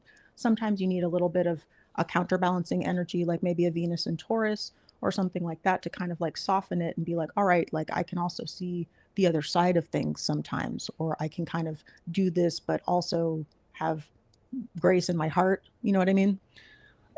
And that Mars, from those difficult early experiences, potentially could make you very vigilant with your Mm, home or yeah, with yeah, your yeah. family, Opening up. Got right? to You could open up. be very protective of the people you care about or of Mm-hmm. your space or something like that. So there is eventually ways to create, I think, benefit from that. It's just that the malefics, when they're in domicile, they're just very powerful. It doesn't always necessarily mean that there's going to be good things that come from it. And again, Schmidt would say oftentimes a dignified benefic Benefic or a malefic. malefic planet will act as a functional benefic, but sometimes at the expense of others. So that's something to think about with that. Maybe you've benefited from like something negative happening, right? Um, And not necessarily something that you yeah, did. it might not have been your Like that's, fault. yeah. It might have just been circumstance. And again, the Mars energy is one of 2K. All right. So 2K being chance. Because Mars is of the lunar sect, there could be things that we are receiving difficult fortune that is just chance. It's not through something we did, it's just through circumstance. Whereas Saturn, like Saturn, Sergey, I would lean into that Saturn really, because you might be able to Definitely. create good fortune in your life, but through, you know, not necessarily difficulty, but through discipline, but through, through being fair and balanced and having good judgment, Cultivating good structures. cultivating structure. Exactly. So those are the types of things that you could lean into that might, for a lot of people, could feel like a lot of work, but for you would lead to really good outcomes potentially, depending on other factors in your chart. All right. Kate says some neighbors are dumb though. That's true. We have a few of those. Um, we still love them, but they're a little bit dummy, a We do. little bit dum dums. We love all the sillies, all our little local gremlins. We love them all. We live next door to a house that where a lot of people are reintegrating back into society after being incarcerated, and that can lead to some lack of judgment on their part, and that there a lot of them are just on the struggle bus, and for the most part we try to have conversations and get to know them in ways where we can have compassion for their journey. But there are some times where it's a little bit frustrating and where the actions aren't necessarily in alignment with peace in the neighborhood. But everybody's got something, you know what I mean? And I think that everybody needs a place to go to, and I think that having compassion is important for people's journey. Yes. Yeah, we try. Stella says, I second the busting up of routines. It's been challenging and feels so much like a lot of progress in the good habits sector has been lost. Yeah, like, so at the beginning of this year, was it the beginning of this year? I don't know. A few months ago, Tanya and I were like doing a lot of research on, how to structure our lives with ADHD. And we had all these wonderful plans. There were diagrams, there were lists, whiteboards, there was calendars, there was time blocking. And in true ADHD form, it lasted a little while, and then it was hard to sustain that over time. And some of that feels a little bit Saturnian, where we were doing a lot of these new things, and it did help for a period of time, and some of those things stuck, and other things didn't. So how do you kind of come back to things and restart? And I think that's kind of the energy almost that might be helpful to bring to a lot of this stuff as well, is this energy of like, it's like meditation. Like, you don't meditate to completely empty your mind out. You meditate to get good at observing when your mind strays, and then bring it back without like flipping out or melting down or like berating yourself. And so there's that energy of kind of like continuing to try again, and just being present with the process. And that is kind of like the good side of routine that is just rote. Like, your brain doesn't even know you're doing it anymore, and then maybe you need to change it. Maybe you need to examine it and come back to it from a different perspective. All right, so let's go through some of these comments here. Yes, Mars at 2 degrees Scorpio, Sergey says. Kate says, strong malefics in the fourth. That's how I roll. Right. Kate has some of that energy too. I've seen their chart before. So yeah, you have both malefics there. So that's intense. Yeah, so that's a lot. Gives endurance and stamina, just not as much as it crushes your soul. Oh, sorry, Kate. Reminds me of a t-shirt I had that says, beatings will continue until morale improves. That no. somehow, like, that has been the phrase lately, where it's just like, we all kind of are laughing about it, but it's like, oh man, like, Kate yes, says, that's so real. Kate says, love these little idiots. It is sort of like raising children sometimes, when you have people who are struggling with things around you, and you have to just cultivate patience. Well, honestly, Kate, one of the conversations I had with one of my neighbors who was dealing with another neighbor who was has trouble with, I don't know if respect is the right issue, but with empathy for other people's, peace, probably because of his own challenges, being mostly raised for a great portion of his life in incarcerated situations. Yeah. And the advice I had for the older neighbor that was having struggles with that other guy was, how do you cultivate your own sense of centeredness and peace that isn't dependent on someone else's actions? How do you how do you arrange your fence so that your dogs aren't arguing, so that you can take back control? How do you put some headphones on so that the noise isn't going to bother you? Like, what? And that sounds so familiar. I get a little bit bothered by the noise too. Like someone else has said that to I'm working on it. Like, I'll get there.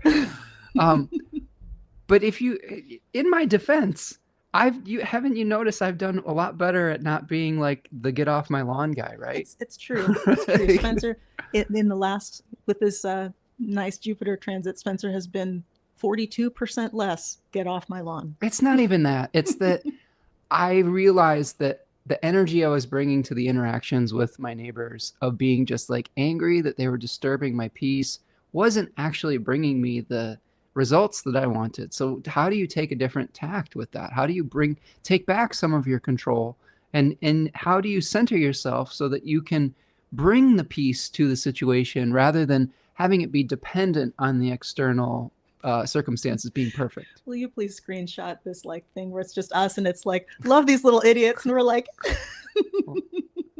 Hold on a second. I will. Does it? There we go. There we go. Okay. Does it do it? There we go.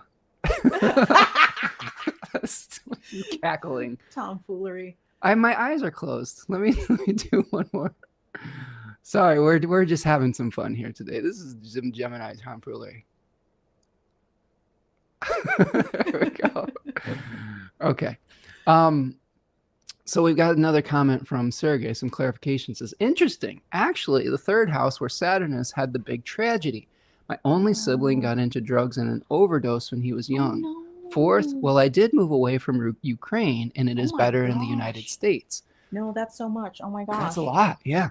I'm so sorry you went through that. That's terrible. So I think that is it second decan Saturn? I'm curious on that. Is it close to Vendomatrix, like, which is about 11 degrees of Libra? Because if it's closer to a fixed star that is negative, that could have an impact too. Vendomatrix was called the Widowmaker, and it is a challenging placement for any planet, really, where you might lose something that you were attached to, like a sibling, potentially. The Mars in the fourth and moving away from Ukraine and like having and the conflict there. Yeah, and so that feels very much like what we were describing, like moving away, and then maybe your circumstances are a little bit better and not in a space that's not as conflicted. Not to say that Ukraine isn't a wonderful place, I mean, but it's under a lot of stress and pressure right now, right? Yeah, and then Sergey, yes, so rough, says Kate. Yep. Sergey says, yes, 17 degrees. Share that placement to Putin. Think fixed star there is Cygnus. Cygnus. I'm trying to think about 17 degrees Libra, the fixed stars that are there. But that is the decan. It's associated with the Three of Swords, the Lord of Sorrow, the breaking of a contract, the loss. It's called loss on some level, sorrow, Lord of Sorrow. So a lot of your Saturnine abilities, I guess, or Saturnine significations could be shaped through loss in that decan, right? But I'm going to say, Sergey, that it probably brought something positive out of it, where maybe you have enhanced compassion for other people. Maybe you are able to see things from multiple perspectives that maybe you weren't before you had that experience or something like that. Maybe you're driven to help people who are going through things like that. Right. You could turn that difficulty into like service to others as well. So there's a lot of different ways that could become a functional benefic. And it may also be when your brother had this experience, or when you had this experience, maybe you had something like Mars conjoining Saturn, a difficult planet in Libra, or a Mars opposition or something like that was putting pressure on that planet that led to a subjectively negative experience. Sergey says, yes, great loss brings great growth. Absolutely. So I do think that one thing to think about, the benefics or the malefic planets are always going to be malefic planets. The way that they function is through the language of loss, of separation, of exile. Okay. Like with a strong Saturn, you could feel exiled from your homeland or something like that. Through casting things into darkness, through accepting of challenging things in life. Maybe those experiences help Sergey to learn about that things aren't always perfect in life and how to accept the things that he can change and the things that he can't. So there is all sorts of interesting ways to think about that. I also am curious, is your Saturn retrograde? Because this is another theory that we are thinking through. Because if you have Saturn exalted retrograde, it may be acting like Saturn in its fall. So that's something, at least a data point that could be explaining why the experience could be more negative. But you'll have to confirm or deny that in the chat. Same thing with an exiled, not a fallen Mars. Like, let's say people have Mars in Cancer, but it's retrograde. It could be acting exalted in some way. I was looking at the chart of Aurora, the Gemini musician that we shared a song in the newsletter recently. She has Jupiter in Capricorn on the midheaven. I believe it's on the midheaven, but it's retrograde. So where normally it could be real challenging, it's acting exalted on that midheaven because of the retrograde fallen planet potentially. So that's something I've been really just trying to test.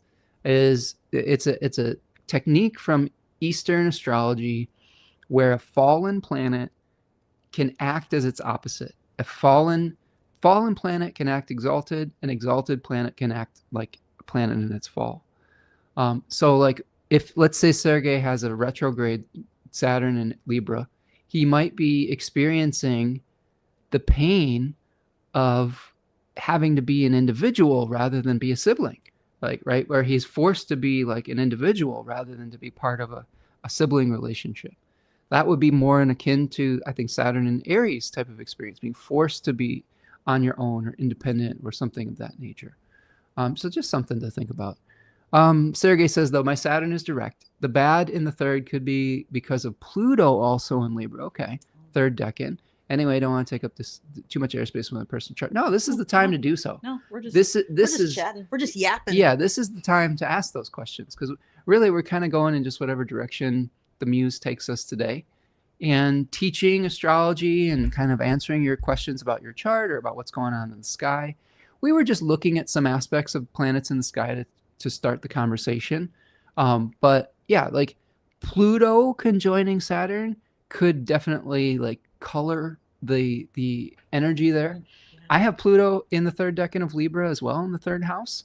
I don't have Saturn there, and my Venus is pretty well positioned in the 11th. So there is to me, what I have learned is I had to transform my relationship to my neighbors. Whereas I would see my neighbors oftentimes as disturbers of my peace or be at odds with them. I had to learn that I had to be the peacemaker. I had to be the one that I had to find peace within myself first and then bring that to the relationships. Now, because Venus in my chart is in a trine to the third house, it might be that third house might be supported. I also, Sergey, that Pluto in the third house, I live next to the most plutonic set of houses ever, right? Like there is haunted, dark-sided stuff that is going on all around me all the time. But I'm hopefully trying to add some energy of positivity. Here's an example. Here's one for our magic conversation. We had a neighbor that we live in like kind of a student area of Ypsilanti, and our neighbor these houses are like, some of them have multiple units, and our next door neighbor, who is a small landlord who has a couple houses, he's as ethical of a landlord as you can be. You know, like he's a really nice guy, and he really takes good care of his apartments and really does go above and beyond to be of service to the people that he is renting that space to. He was asking us about, I was just having a conversation with him while he was renovating one of his spaces. Someone had moved out. He was having a lot of difficulty getting some new client in, or new tenant into a couple of his spaces. He only has 2 houses, but multiple units were unrented. He off the shelf, he takes down what looks like, on a little tray, a little coffin surrounded with salt and like filled with like burned like herbs and stuff. And we're like, and we were there, and I'm like, that's a curse, man. You know, you probably don't want to touch that. And we were like, we can get rid of that for you. So we took it to a Yeah, crossroads like a space, dumpster a at the dumpster at a crossroads. crossroads. We got rid of it. We took some of our like energetic cleansing Florida water that Tanya makes, I which I have some elected Florida water that I right, made during a Venus and Libra mm-hmm, election. I should try and should find sell out that. how to sell that. Yeah, that's Um, good. I love it. but then Use I it all the sprayed time. that all over the space, and within 20 minutes, literally within 20 minutes, he had someone committed to that apartment. Like we removed the source of negative energy, we cleansed the energy with the Florida water, and within 20 minutes, he had not get this, he hadn't been able to rent the place in like 7 months. And that's a long time for this area, right? So I feel like that's an example of us being able to go into the bowels, the plutonic bowels of our neighborhood energy and like create a peaceful experience through it, like going into, like Orpheus, going into the pits of hell and coming back out and hopefully not looking back to like lose Well, that's the thing. Eurydice, right? When you dispose of something, you can't look over Don't your look back, shoulder. right? Um, but yeah, and not only did he rent that place, he rented two other places that had been unrented for a long period of time. Like it just like it completely changed the energy of the home and of like his fortunes.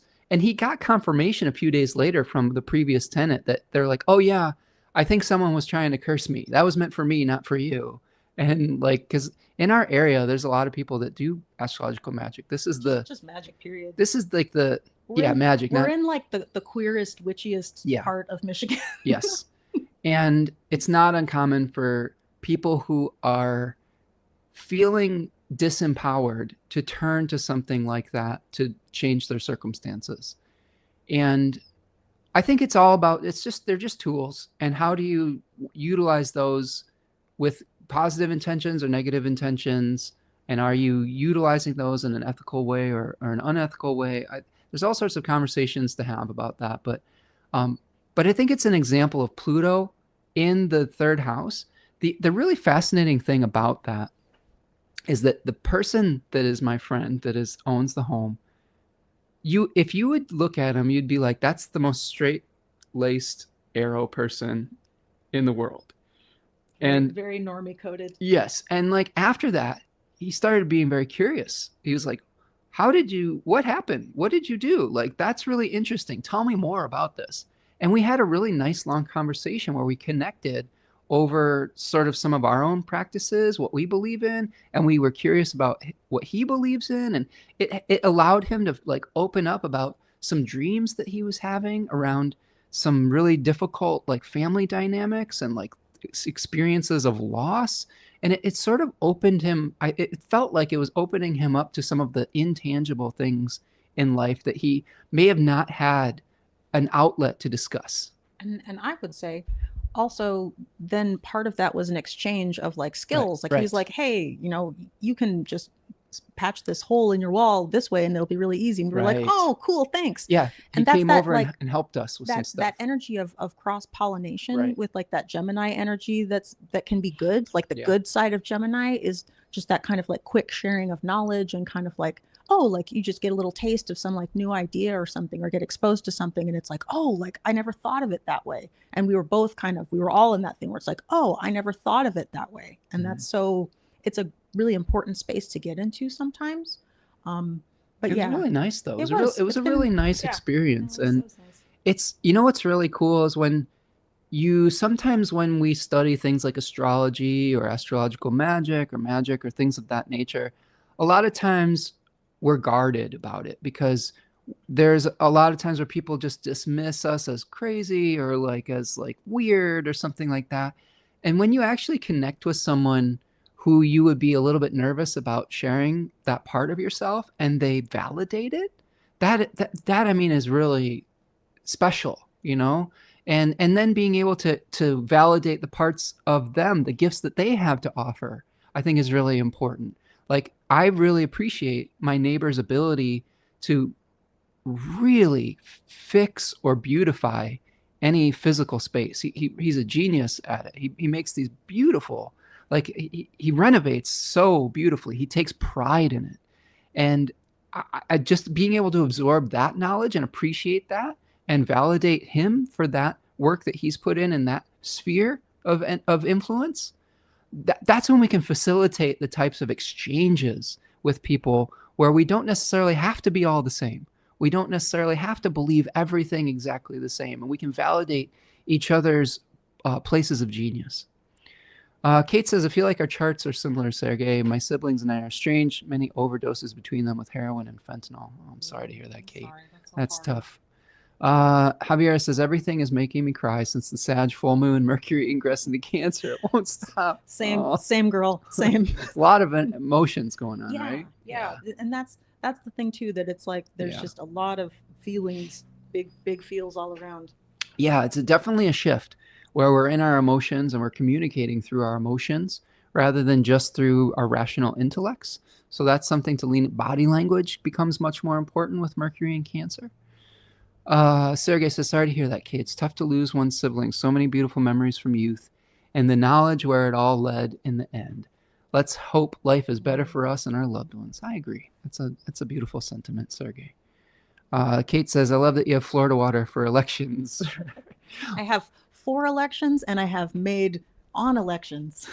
Well, because I do the most. I mean, you can make Florida water, but how interesting is it to infuse good planetary magic into it as well? You know, like a lot of people make things like Florida water or things like that, but they don't astrologically elect it. And one of the things to think about is back in the way back, magic and astrology were not really separate disciplines. You had magic, astrology, and alchemy all being interconnected and related, and one would make the other more powerful and more effective, etc. So you're just working with all of these different esoteric energies. Kate says, Sergey, absolutely. Knowing the dark is what gives me utter joy in the light. I love that. I love that. And I think that's something maybe with that energy of Pluto. Like Pluto can just be so intense, but it's that kind of like very intensity that can kind of spark these cycles where it's like there's a terrible loss or something like just like abruptly like falls into the earth that you thought was going to be there forever, and then something really important can come in its place, or that loss gives you kind of an insight that you wouldn't have had, or like a care for the moments that you do have. But yeah, that's so true. Yeah. Javier says, LOL curses. Oh my God. I mean, these I love everyone out there who is learning to like kind of connect with their intuition and their craft and their art, and like interested in engaging with kind of the practice of magic. But sometimes I see like things that like baby witches have done, and I'm just like, oh sweetheart, you're just making a mess. You're just making a huge mess for everyone. And now like we have to go in and clean it up. And I did that. I was that person at some point. I will say too, like a curse isn't a substitute for learning social skills. You know what I'm saying? Like, it's not a substitute for learning how to work with your own fellow human beings. And I think that it is very important to, I think that there are certain circumstances where a last resort, it might be appropriate. But if you are resorting to that just because you have a minor disagreement with somebody or something, just like what we experienced. Like calling the police. Yeah, exactly. Like it's like calling. I'm calling the spiritual police. Yeah, right. Exactly. There are ways to work things out in different ways.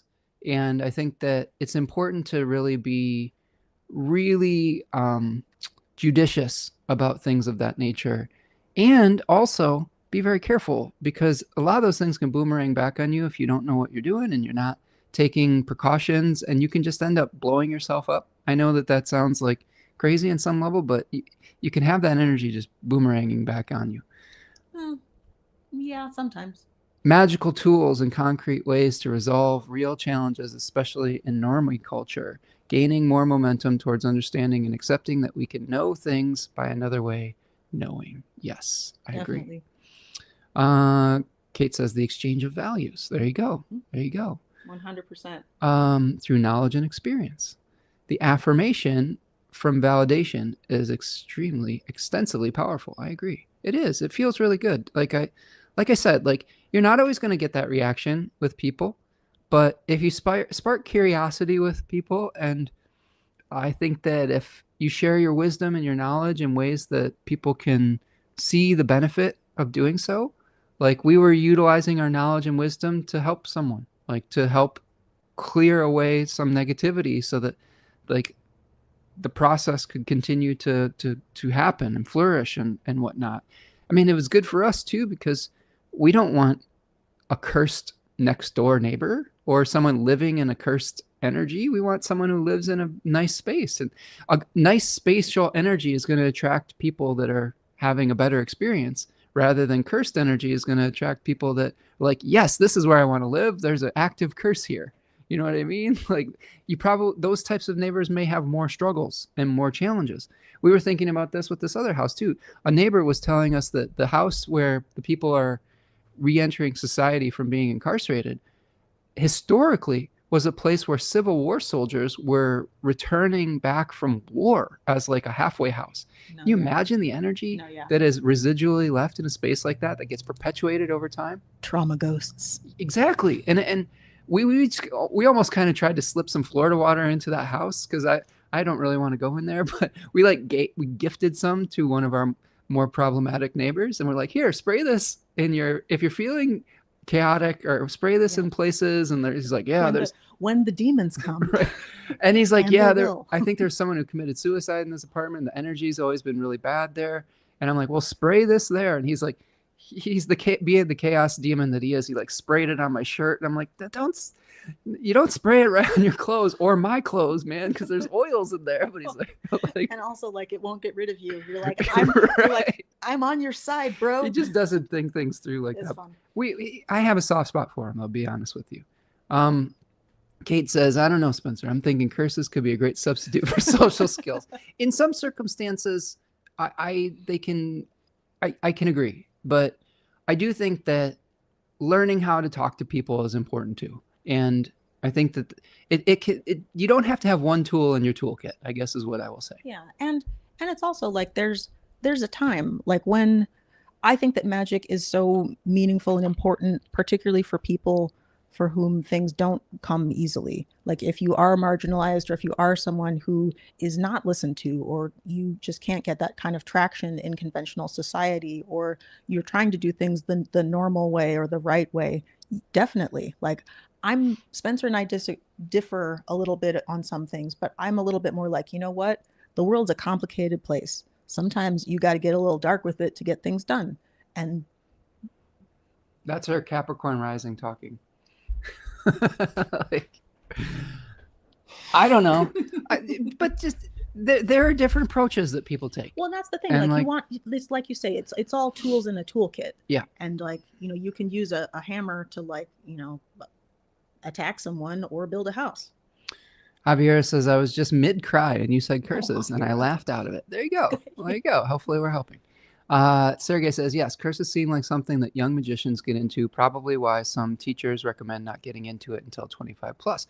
I could agree with that on a lot of levels, because I mean, think about how emotionally up and down we are as teenagers, and how emotional we get, how we're still learning how to interact with people. And I think if you give a very emotional person a very powerful weapon, it could lead to some really tragic outcomes.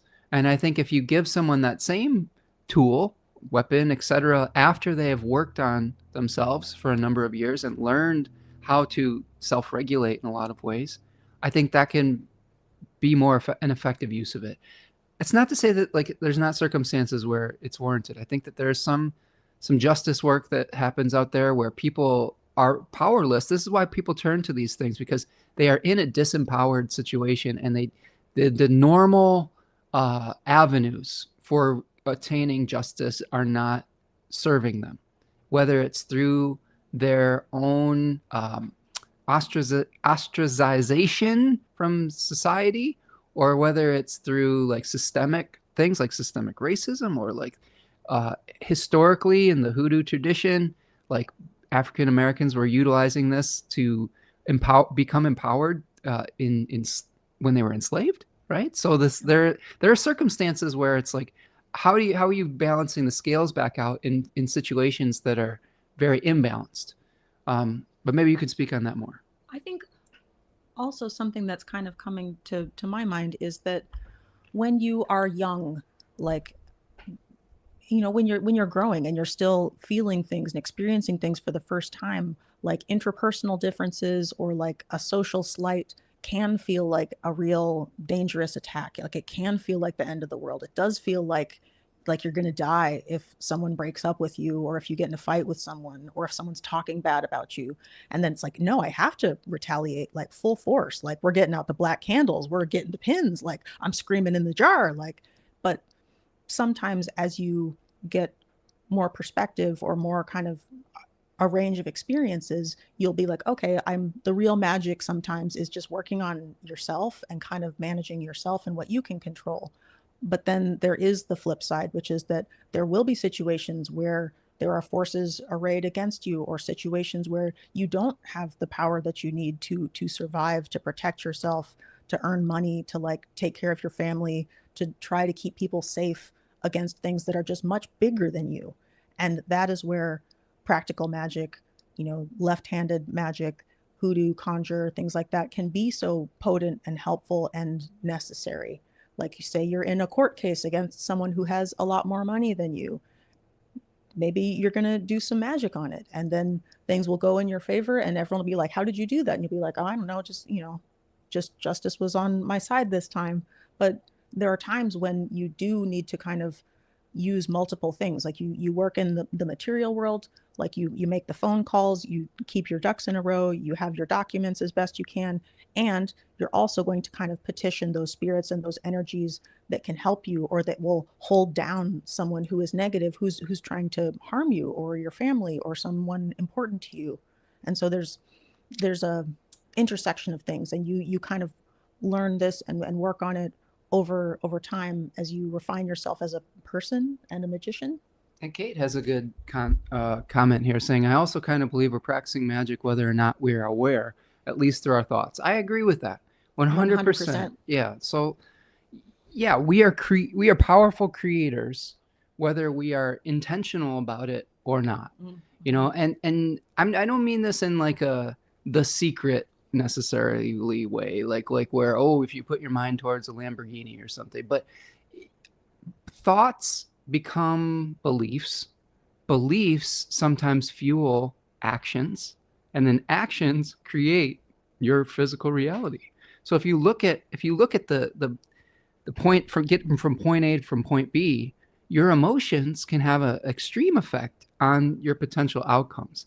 Just like I was talking about my negative emotions around my neighbors, for example, would lead me to like have a communication style that would not get the result that I was looking for, because it would make more conflict, because I would go out brooding and maybe wouldn't be able to utilize my communication skills well, rather than if there's a problem or a conflict, instead of just being like, if I approach someone, like I've compared this to like approaching like a stray dog or cat. If I approach someone who has obviously been traumatized, like a dog that is acting out, if you come across a stray dog or something like that, a lot of the times it's because they have been traumatized. If you come up at a stray dog, you come at them directly and you start growling at them, you're like, they're just going to get more entrenched in the trauma and get spooked and either run away or bite you. If you come at a traumatized stray dog or stray person indirectly, okay, like don't look them in the eye, you come with your hand out with like a little treat, you say, here's a little treat, and you speak real calmly, you speak real softly, Never underestimate the and then power of little treats. and then you start building trust. That can lead to much better outcomes moving forward, and it all comes from the approach that you took with your personal energy, rather than coming from a different perspective and different energy source. When you come at people, you can, if you're not centered, you are going to be adding to the negativity rather than helping to diffuse it. And to me, that is where we become powerful creators. That's why a lot of spiritual, I don't know, practitioners say, how do you work on yourself? How do you center yourself? so that what you are bringing to the situation isn't adding to the conflict or whatnot. Doesn't mean that you don't have to go back and forth. Like, here's another example. I had a young gentleman next door who mowed down half of my native pollinator habitat, like with a lawnmower, because he just wasn't paying attention. And I was at first very upset about that. And I said, in my mind, I'm like, this guy's going through some stuff, and let's talk about it. So I just said, hey, let's, neighbor, uh, how you doing? First of all, I didn't just launch into it. I just had exchanged some pleasantries. So it's not like I'm just launching. I'm like, approach sideways with a little treat out, and then being like, hey, did you mow over this kind of thing? Maybe in the future, like, maybe I could just take care of this space. Like, it was part of there was a little strip on one side of the driveway, and he just The liminal spaces. mowed it over. And I'm like, maybe I'll just take care of this in the future. Is that cool? Because it looks like you accidentally mowed over a decorative grass that might have looked like and assuming positive intent. That's another thing. Like, don't assume negative intent. Don't be like, hey, asshole, you did this on purpose and fuck you. Like, that's going to get a much different reaction than, hey, maybe you didn't know that this was actually something I was trying to grow, and maybe in the future I'll take care of this, and then you won't have to do that, and maybe just look out for that in the future. And then we just had another longer conversation about it, and it was fine, and I felt good about it. But it was because of the approach that led to a better outcome, hopefully, than a negative one where if I had come in, metaphorically guns blazing, right? Kate says, I remember my friend and I as little girls wishing together and laying down leaves, making it so her dad couldn't pass into the home. Ooh, yeah. That's a situation, kids, right? Yeah. I mean, and kids do magic all the Right. time. Right. Like, I definitely think there's that thing of like little girls who are just like having like seances at slumber parties and kind of like making like witch soup like in like a bowl full of mud, and people are like, oh, they're just playing, kids are so silly. And And, it's like, no, and there there's are stuff, there's exceptions. stuff cooking There's there. exceptions to everything we've talked about here too. Like with Sergey is like, not learning curse magic until you're a certain age or whatever. Like, if you're going through like an abusive, uneven, unequal power dynamic, like, sometimes those are the situations where maybe something like that is called for. Do you know what I'm saying? Like, where, that's a way to become empowered again in that situation. But there's also alternative things to get the help you need to. Kate says he got in an accident that night. Fender bender, arrested and didn't return all weekend. Wow. Very powerful. That's intense. That's how I know. Be careful what you wish for is real. I think that's true. I think there's a lot of things we don't understand about how we create in time, Okay, so another question that we had coming up was, did you mention the Mercury enclosure yet? Wanted to check and ask since there's a retrograde cycle coming up as well. That's a good way of getting us into the next kind of unfolding here. We're going to just go through a little speed run with some of the astrology that's coming up, okay? And then we'll kind of wrap for the day. If you have any more questions about either your chart or technique or astrological magic, just put it in the chat. But we've got a last quarter moon coming up on the 8th, 17 degrees of Pisces. And that's this weekend, right? Coming up this weekend. What is the day to the 5th? Yeah. Into Monday and Tuesday. Yeah. So to me, that's the quarter moons are, how do we reduce the quality that the moon is moving through to be able to carry out the intention of the sun? So we've got something in Gemini 2 right now, and we are trying to reconcile opposites. And to be able to do that, to hold ambiguities, to hold opposing viewpoints, we may have to release our certainty. We may have to release our desire to put ourselves in situations where we are trying to run before we have more information, like where we're trying to become the sorcerer's apprentice, like we've been talking about today. Okay, because maybe we just need more education. Maybe we need more practice. Okay, so that's really fits in with what we were talking about. Uranus emerges as the morning star at 2 degrees of Gemini on the 8th as well, a big turning point where Uranus is at the bending of the nodes. It is at the bending of the nodes, but it's also becoming visible as much as a planet like Uranus can become visible, this is sort of quote maybe a unquote visible. slightly controversial technique, but we'll talk about it. Um, but maybe some kind of new information that you're getting that you finally becomes conscious or becomes useful with Uranus that could lead to some big changes in your life and how you manage everything. The Venus Jupiter conjunction is Tuesday the 9th. That is probably some of the best astrological weather of the year. Unquestionably. So try to take advantage of that. Try to do something nice. I would also say, instead of thinking about what you could receive during that day, how can you become the facilitator of generosity? How can you be the creator of someone else's good fortune? And if we think about it from that perspective, you might be a lot less disappointed if like your ship doesn't come in that day. You'd be like, astrology told me that this was the best time of the year. Why didn't I get my cookie? Well, maybe you need to be the person that is facilitating that experience for someone else. And I can tell you that that feels really good. And that can give you the feeling that you're searching for. When you are the vehicle for someone else's good fortune, that can be just as good as experiencing it and receiving it yourself. Huge dopamine. So good. Think about that with the Venus Jupiter conjunction.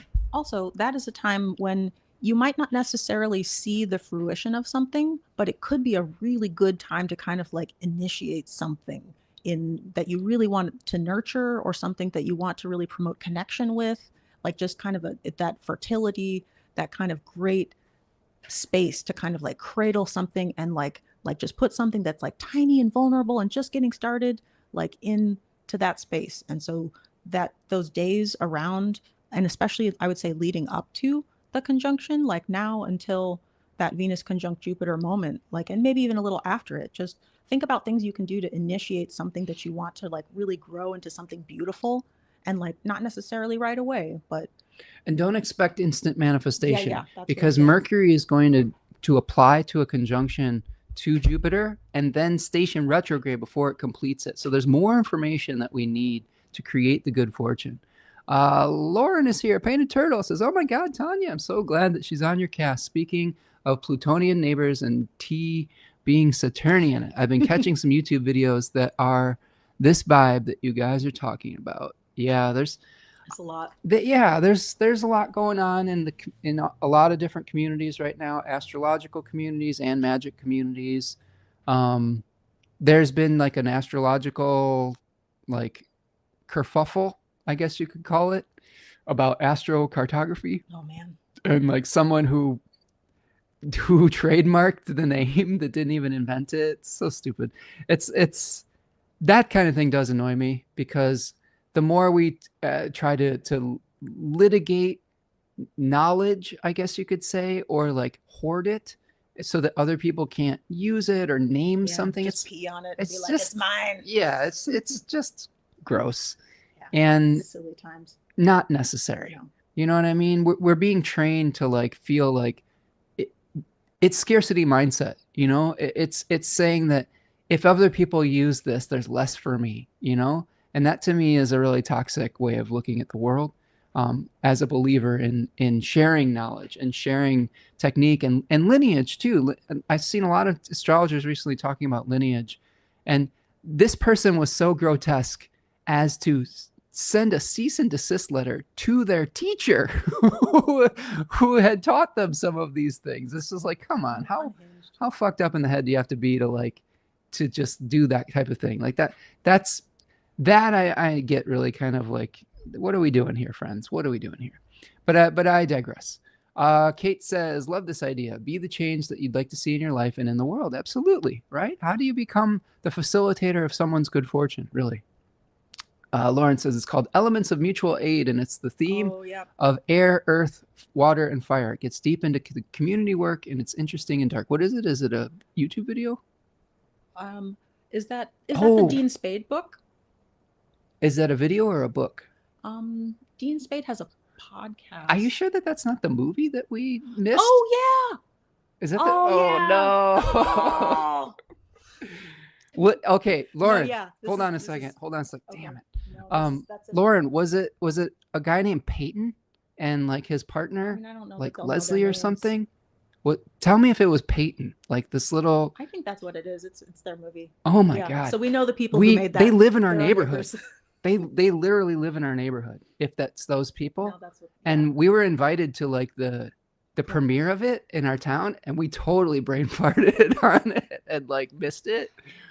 Oh, which is embarrassing. Yeah, this So is the horrifying facet of like the whole Saturn in Aries of it, all which is like my like time blindness and like inability to remember what day it is sometimes jacked us. I'm mad at I myself sucked. now. No, it's sad. But if it Yes, but it's if it probably if amazing. that's what you're talking about, those folks are incredible. And Peyton, if you're watching this, I'm sorry that I missed your premiere, and I really believe in your mission, and And we'll watch it on YouTube. you're an awesome human being, and I hope that everything's going well for you. Um, yeah, The Elements of Mutual Aid, I think, is a documentary that if it's what I'm thinking about, a That's couple what it people is. in our neighborhood, Peyton and Leah.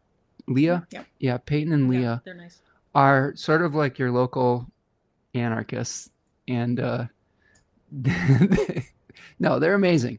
They're incredible people who have really been doing a lot of community organizing and are very intelligent people who have worked very hard on this documentary. And Yeah, that's us. yeah, that's definitely us. Yep.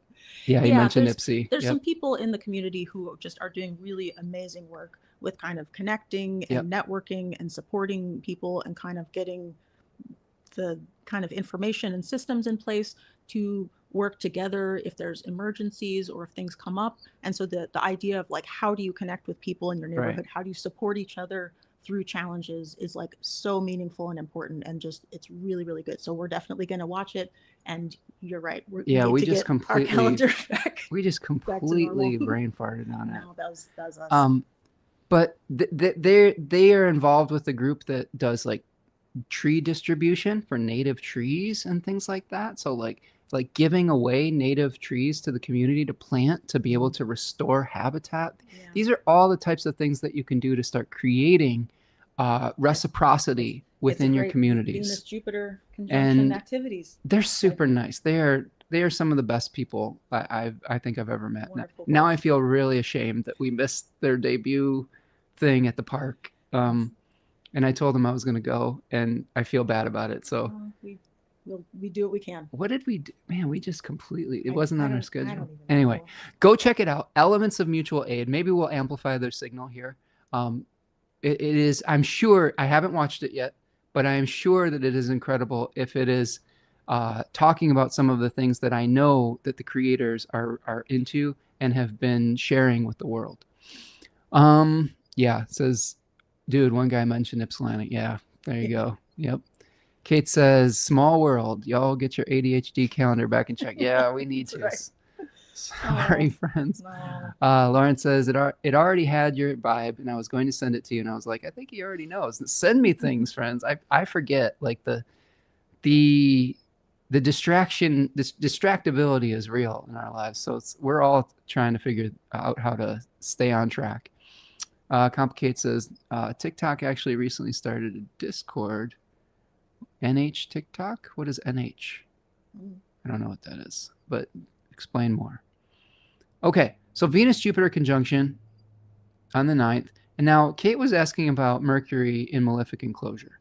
So Mercury squares Saturn on the 10th from Cancer 2 to Aries 2. And that's right around the degrees that Mercury is going to station retrograde back to. So keep that in mind. And that's the beginning of Mercury in malefic enclosure from the 10th to the 28th. This is a time period where we might be seeing difficulty with communication, difficulty getting our message received in the way that we're trying to deliver it, because both of the malefic planets, Mars and Saturn, are putting pressure on Mercury. So I think that is a period of time to be extra clear about your communications with people so that you're not making assumptions. I would also say that because Mercury is in Cancer, a lot of the body language and unspoken communication can be a part of Mercury in Cancer's delivery. When it's in malefic enclosure, I think a lot of assumptions could be made about someone's body language or their tone. Okay. So I would get extra clarity. And if someone is saying something in a way that is like rubbing you the wrong way, it might not even be because of you, or it might not be because of what they're saying. It could just be that they're tired that day, or that they're having something else that's different or difficult. I know this from experience. Like, I'm uber sensitive to people's tone and delivery. And if someone's delivering a message in a tone that is like giving me like the red flag, I'm automatically like my guard goes up and I like get a little bit tense. And I think the possibility for those types of misunderstandings are going to be increased during the malefic enclosure. So make sure that you're getting clarity from people. Ask extra questions. Um, New Hampshire TikTok actually started a Discord. That's cool. Yeah, nice. Grassroots and political focus and collaboration. Good. Don't So look at important. don't look at me in that tone of voice. Yes, exactly. There you go. I love it. Well, Yeah. and it's the emotions, the Right. emotionality of it, and that whole kind of like a lot of the way that Cancer communicates sometimes is just through the kind of like this emotional like fog, or this kind of like miasma that just kind of like wafts outwards, and that can be not as precise as you might like sometimes. Another opportunity for you to support Tanya and Third Coast Mojo and get your Mercury and Virgo Hermes harvest materia, That's so right. that you're able to communicate the messages in ways that will be helpful, or that will be received the way that you intend them. Right? So there you go. Get the precision of Mercury in a bottle. So that goes to the 28th. And that's going to end, I believe, when Mars moves into Gemini. And there is going to be a short malefic enclosure of Venus as well at the end of the month. And it will also end when Mars moves into Gemini. That's not really the end of our challenges, though, But it doesn't help because once Mars moves because into Gemini, we're starting to see the application of Mars to Uranus. So Gemini 3 between the 10th and the 21st. We're just kind of reviewing how this is going to unfold here. You've got Uranus at the bending of the nodes, so a turning point on the 12th. Mercury enters its retrograde shadow at 16 degrees of Cancer. So it's going to retrograde all the way back to those degrees. So there's probably going to be things you might have to redo, more information that you might have to get, etc. Venus moves into Leo on the 13th. Okay, so this is Venus moving out of the co-presence with Jupiter and into the sign of the sun. Okay, and then we've got our new moon in Gemini 3. We'll do an entire weekly live stream on that, hopefully, in the upcoming weeks. And that's something where it's the beginning of a need to let go of some of the pathways so that you can make a choice, right? And I would also be careful about making ultimatums because you might change your mind. That's part of that. We will talk about that in depth. Mercury is back in bounds on the 14th. So some of the conversations might be a little bit more normie coded. I don't know if that's the right way. More like it'll be, more kind of like status quo, what you would expect, right? Like less unconventional. Yes. Venus is going to sextile Uranus and trine Neptune the 15th through the 16th. And then we've got our Venus-Pluto opposition on the 17th, which is a first in a series of oppositions when like Venus and then Jupiter move into Leo. Just the challenges of visibility versus invisibility, the challenges of utilizing our spotlight, utilizing our willpower versus having to be subjected to the will of the collective or the homogenization of the collective. It could feel a little painful sticking out around that period of time. Okay. It feels like there's a backlash against kind of main character energy that's brewing. And that's really the last aspect that we have during Gemini season. The sun moves into Cancer on the 21st. And if you want a deeper dive into some of those themes, go check out the astrology of June.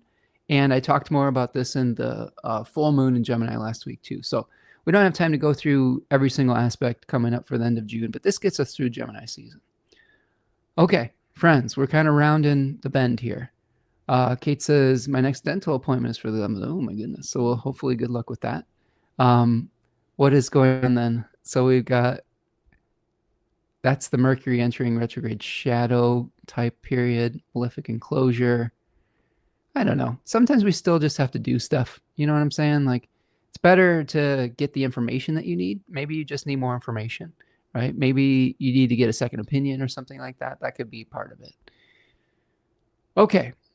So we're going to do an animal and an I Ching, and then we're going to start wrapping up for the day. Because I'm starting to get hungry. Are you getting hungry? I'm getting hungry. I have to. We got stuff to do. So thank you so much for all the questions and comments and things of that nature. Be sure to like the video, subscribe to the channel, go visit Tanja over at Third Coast Mojo. Okay, make sure that you're supporting her over there. And if you need help, she's good at answering her messages through Etsy too. If you want to talk about what might be best for your chart, she will take the time to look at your chart, and I sometimes I will look at a chart, but Tanja is very good at the astrological parts of this stuff too. So you can trust in her knowledge with that and to find the right thing to help you on your journey. Let's talk about the hexagram. We've got this hexagram here, which is 55. Okay. Hexagram 55 translates to abundance. Now, if you are a regular, you probably know that we got that same hexagram for June. So it makes sense because this is still June, and it's just the repetition of that for Gemini season. So abundance also translates to zenith, fullness, splendor, being generous, acting decisively, right? Being able to, hold on a second, I lost my notes here. There we go. Being able to live in the present, okay? To make the most of the good times. We've talked about that today, making the most of the remaining Jupiter and Cancer experience, the remaining, Venus conjunct Jupiter type of thing. All of those things I think are important. I don't know why I'm, hold on a second. I got it. Oh, we're intertwined. Yeah, sorry. We have different angles today because of the way that we were setting up our video. So one of the things that I will say about this hexagram is it's like a zenith of energy, right? It's like saying you are at the peak of something, and not that it's all downhill from here, but how do you make the most of it while things are in good shape, right? So this says abundance, success. The king approaches. Do not be sad. Be like the sun at midday. It says the sun at noon will surely descend just as it has ascended. But in the meantime, it shines brightly, bestowing warmth and radiance on everything beneath it. In the same way, you now face a moment of rare brilliance and abundance. Everything is now possible. Relationships will flourish. Your ambitions can be achieved. Make the most of this time. Do not worry that things will not always be this perfect. That will only cause you to freeze up. If you mourn what has not yet happened, you will waste your opportunity to do good in the present. So that's really important. And I'm going to go to the changing lines here. Got a few changing lines. And we have the fourth changing line. It says, abundance is screened so completely that no one can see the pole stars at noon. He meets his Lord, who is his equal, good fortune. Jack Balkan goes on to say, your ability to advance has been blocked for some time now. Now at last you encounter the elements that you need to succeed. You are able to unite with people with similar aims who can help you make progress. Work with them. You may find that you have complementary talents, great drive and enthusiasm on one hand, shrewdness and sound judgment on the other. If you can combine enthusiasm with wisdom and energy with prudence, together you will achieve great things. Okay, so that's really nice, right? Working with others, combining your talents, offering your services, exchanging information like we've talked about today. In the fifth place, it says, beauty and brilliance come forward. Blessing and fame draw near. Good fortune. Beauty and brilliance refers to the people of brilliance and abundant talents who come forward to aid the sovereign. Line 5, like the line of the ruler, is yin, or yielding. Is a yielding line, which means the king accepts their contributions gladly, without envy or hesitation. He honors them and all benefit. Be open and receptive. You have much to learn from other people. Do not be afraid to accept help when it is offered. Take full advantage of the talents and wisdom of people who can advise you about the best course of action. If you recognize their contributions appropriately, they will be only too happy to help you. Modesty and a cooperative attitude will bring great success that will benefit everyone. So that's really positive, right? And then finally, there's one last changing line. It says, abundance in his house. He screens off his family. He peers through the door, lonely and abandoned. For 3 years, he sees no one. Misfortune. So a lot of times in the I Ching, we have like a narrative that's unfolding. And it gives us warnings as far as What if we take things too far? Okay, it says in line 6, the season of abundance has ended. The lesson is that times of plenty are destroyed when people become selfish and uncooperative. In their short-sightedness, they destroy the very conditions in which good fortune can be reproduced and sustained. Your desire for power and success has cut you off from other people. You've become arrogant and obstinate, obsessed with control. As a result, you have failed to share your blessings with others. Remember those who helped you in the past and be generous to those who are striving upward as you have strived before. If you insist on keeping everything for yourself, you will become completely isolated and will lose touch with other human beings. This will rob you of the most precious of all possessions. I think this is just a warning to not hoard. You know, like when we're talking about luxury in that third decan of Cancer, how do we share our wealth with others, share our abundance of time or of skills, share our abundance of knowledge? There's always something that we have an abundance of, even if it's not physical resources. This is changing to the hexagram number 37, the family, the household, the clan, the close-knit groups, the house people, playing your part, establishing expectations, serving as an example, and creating mutual trust. So this is a hexagram, and a judgment says the family, the perseverance of a woman is beneficial. Although the hexagram is concerned with the family, in ancient China, the family was a metaphor and a model for virtually all forms of social organization. Hence, the hexagram is also about the ideal forms of social life and social relations. Each of the members of the family, the father, the mother, the son, the daughter, the elder sibling, the younger sibling, had specific duties and relationships. When each of them fulfilled their proper obligations to the others, each of them played their respective roles appropriately, and the family was well ordered. The Chinese believed that if the family was well ordered, then all of society would be well ordered. Okay, so this is about learning about what is your role to play? What gifts do you have to offer to others? What are the things that you can contribute? And is the role that you're playing appropriate? Are you utilizing the proper things that you want to give out into the world based on your specific skill set? All right. So now we've got a animal. It's the aardvark. Tanya, you had any aardvark experiences? I do not. So, Although I think I saw a video of one, and they gave it like a canister of peanut butter and ants, and it like nice. just stuck its nose in the like ant peanut butter mixture, and it was adorable. And that's it. All right. So here's the aardvark I'm going to read you from Animal Frequency by Melissa Alvarez. The aardvark symbolizes cautiousness and slow progression, digging for what's underneath, adaptability, and change. It is active at night and can cover long distances and doesn't stay in one place too long. Preferring to move on to new and unexplored areas, it possesses a cautious and timid nature, but trusts its instincts, acute hearing, and sense of smell to signal danger. It has very thick, tough skin, which saves it from predators. It can be feisty and aggressive when necessary, but prefers a quiet life of solitude. It has talents of being adventurous, of clairaudience, communicating intentions. Remember, we talked about communication. Discovery, efficiency, excellent hearing, exceptional instincts when searching for truth. Exploration, finding safe places, a good planner, loves to travel, organization, and peacefulness. There are challenges around becoming reclusive and antisocial. Difficulty putting down roots in one place. Fear of losing control, hiding away at home instead of going out. Nervousness, overly focused on methods and procedures and not stepping outside of the box, overly timid and shy. When the aardvark appears, it is a sign to stop, look around, and make sure that people in your environment are really who and what they appear to be and aren't projecting one image but have different intentions. If you're embarking on a new adventure in your career or relationship, use caution and be certain of the steps that you'll take instead of jumping headfirst and asking questions later. Aardvark means you need to take some time for yourself in quiet solitude to aid in relaxation and for clarity of mind and spirit, which will enable you to see the truth of situations, reconnect to your core spiritual being, and gain amazing insights and realizations. You accomplish more after dark than during the day. You have thick skin and don't let negativity of others get you down. You are organized and methodical and like to stay in control. Your hearing is excellent and you probably have the gift of clairaudience.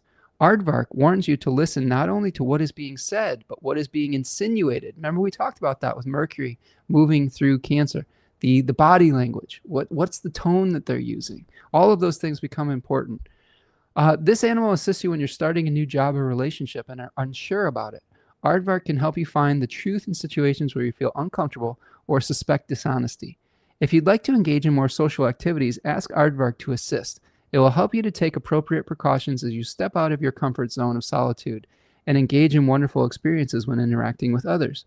If you're planning a move, it can help you find an interesting place to live. You tackle many subjects of interest, digging deeply to learn as much as possible. You never know when you'll need to pull from your huge knowledge bank. If you're overwhelmed, Aardvark can help you get organized and add structure to your life. Maybe with some help of Saturn materia. All right, so that's what we've got, friends. All right. I want to thank Tanja for hanging out today and answering questions and adding her wisdom to everything. Make sure, friends, that you are supporting Tanja over at Third Coast Mojo. Okay. Got a few comments here. Says, guess my question was too late, Silent Murmur says. Oh, did I miss one? Did I miss a question? Oh. I'm sorry. Where did I miss a question?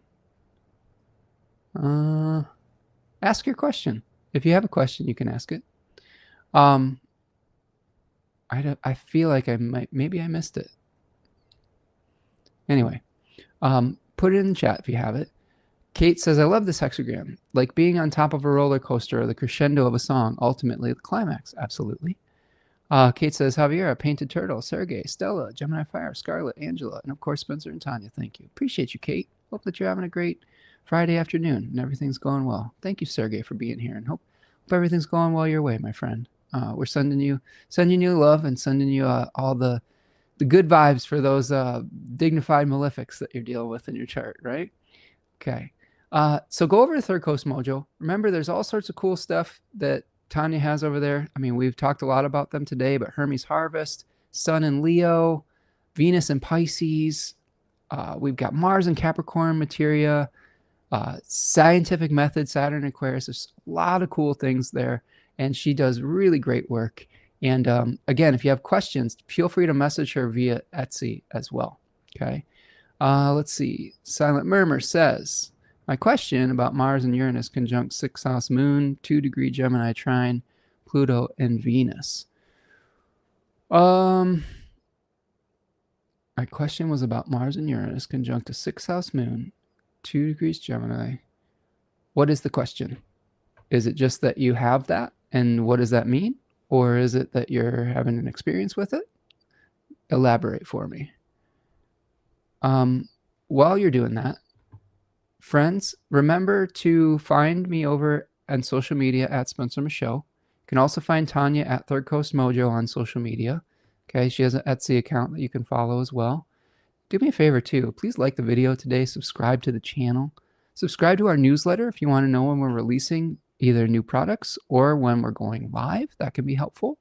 But yeah, let me see if I can squeeze one more in here. Worried. Stella, Silent Murmur is worried about having the Mars-Uranus conjunct a 6th house moon at 2 degrees Gemini. Okay, I understand now. Okay. So I will say this, Silent Murmur. The Mars-Uranus conjunction is, and if it's in your 6th house, the moon is going to be, if that's Gemini, that is hosting the 7th house, if I'm not mistaken, right? Cancer, 7th house after Gemini. So there might be like a relationship thing, right? Silent Murmur says, yeah, Painted Turtle says, where can we contact Tanja more? Like email. Do you have an email to contact you, Tanja? Yeah, they can email thirdcoastmojo@gmail. Yeah, thirdcoastmojo@gmail.com. I'll try to remember to check it. There you go. Mars-Uranus usually indicates physical accidents, Silent Murmur says. It might not even be necessarily your own challenges. It could be through a partner, could be through an enemy. You know, it could be like the fall of your enemies. Maybe that might be something. 7th house can be open enemies. Do a little magic to boomerang it. Yeah, exactly. It could be more just feeling overwhelmed by choices and feeling like you just have so much information coming in. So I think being able to center yourself with different grounding techniques, nervines might be another thing to help. So Tanya actually has a really good Venus in Libra. What is that one called? There's an oil called Serene Serene Queen, Queen. That's right. which is really designed to be soothing. It has like Yes. passion flower and lavender, chamomile, very gentle, very like relaxing. It could just be like that your nervous system feels overloaded and like there's just too much information coming in. So journaling, like being able to give that information a job or to get it out of your head so it's not ping-ponging around. All of those things I think can help to mitigate some of those challenges for And sure. just make sure your ducks are in a row, because Yeah. that is just like the essence of like unexpected, like Yes. something that you can't Give expect yourself it, extra like space besides nature. during that time. Mhm. So don't like crowd your schedule too much. Give yourself extra space for life to happen. I think that's a way to really navigate transits when we see things like that are coming up, right? Let's see. Scarlett says, hold on a second. Oh, we've got some really good stuff coming in here. Kate says, silent member sounds very creative. Could be very creative. Scarlett says, thank you so much. Great info. Thank you, Scarlett, for being here. Pay and Turtle says, Mars Uranus can also be like, I can't live like this anymore. A change of drive or direction. Could be. Yeah, I think that's good. Sixth house is also the joy of Mars. Yeah, Mars is really powerful there. Mars joys there. I think that when we say, a lot of time when we say joy of Mars or the joy of Saturn, I think it depends on what kind of relationship people have with Mars or with Saturn. Mars joys in the sixth house because it enjoys like creating injuries and illnesses and things like that. So a powerful Mars in its joy doesn't necessarily mean that it's joyful for the individual. It might mean that just Mars is joying in what they're doing. Oh boy! Oh boy. Smashing things. Things are on fire. It could also mean like positive things though. I think a lot there. I've seen charts where people like did like military service or something like that, and they had Mars in its joy, and it was well dignified or something like that. Martial arts. Martial arts, exactly, things like that. Kate says, "Oh, the sixth. I was thinking intelligence being 2 moon, but sixth house might lead to migraines, for example, or how your alternative views alienate. Could be, right?" Murmur says, "I love passion flower. That might be a good one for you then, right?" Turtle says, can be very, very productive person because they can adapt and understand chaos more than the rest of us. Uranus there can also help with the warnings of lightning storms of Uranus. I agree with that. Murmur says, definitely nervous system easily overloaded when something touches the moon. There you go, right? So how do you like things like meditation? How do you calm your nervous system? Whether it's, I like lavender essential oil is good for that too. Just rubbing a little bit on your wrist. That's something that can help. Just grab yourself the biggest cup of chamomile tea. There you go, chamomile tea. Your Look up nervine herbs. Those could be really helpful. Kate says, good point, Terrell. Sounds like they're saying, don't sweat Mars, the small things, Gemini. There you go. Says, most of us don't catch the danger before the thunder, Lauren says, right? Murmur says, a lot of creative ideas and projects popping up, so that could be how it plays out. I think so. But you don't have to pursue every single one. I think that's the thing, too, is don't get paralyzed by so many ideas. Just choose the ones that truly speak to your heart, and don't feel like you have to make every single one into a reality. Kate says, all right, i.e., I'm emotional thinking about how we kind of came together for Silent Murmur just now. Yeah, it is good. The community is helping out for sure. Lots of care. Thank goodness sixth house is the joy of Mars. Chamomile tea is the most excellent, and I love the scent.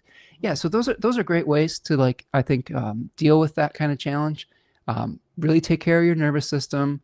Don't get overloaded with too much information. Maybe even detaching from sources of distraction. Maybe going on like a week of phone binge or something, or not binge, but phone. What is it? Fasting. A phone fast, right? Maybe just turning off the phone for a little bit and not getting overwhelmed with the influx of information and stuff like that. So all sorts of different approaches there that can, I think, lead to better outcomes moving forward.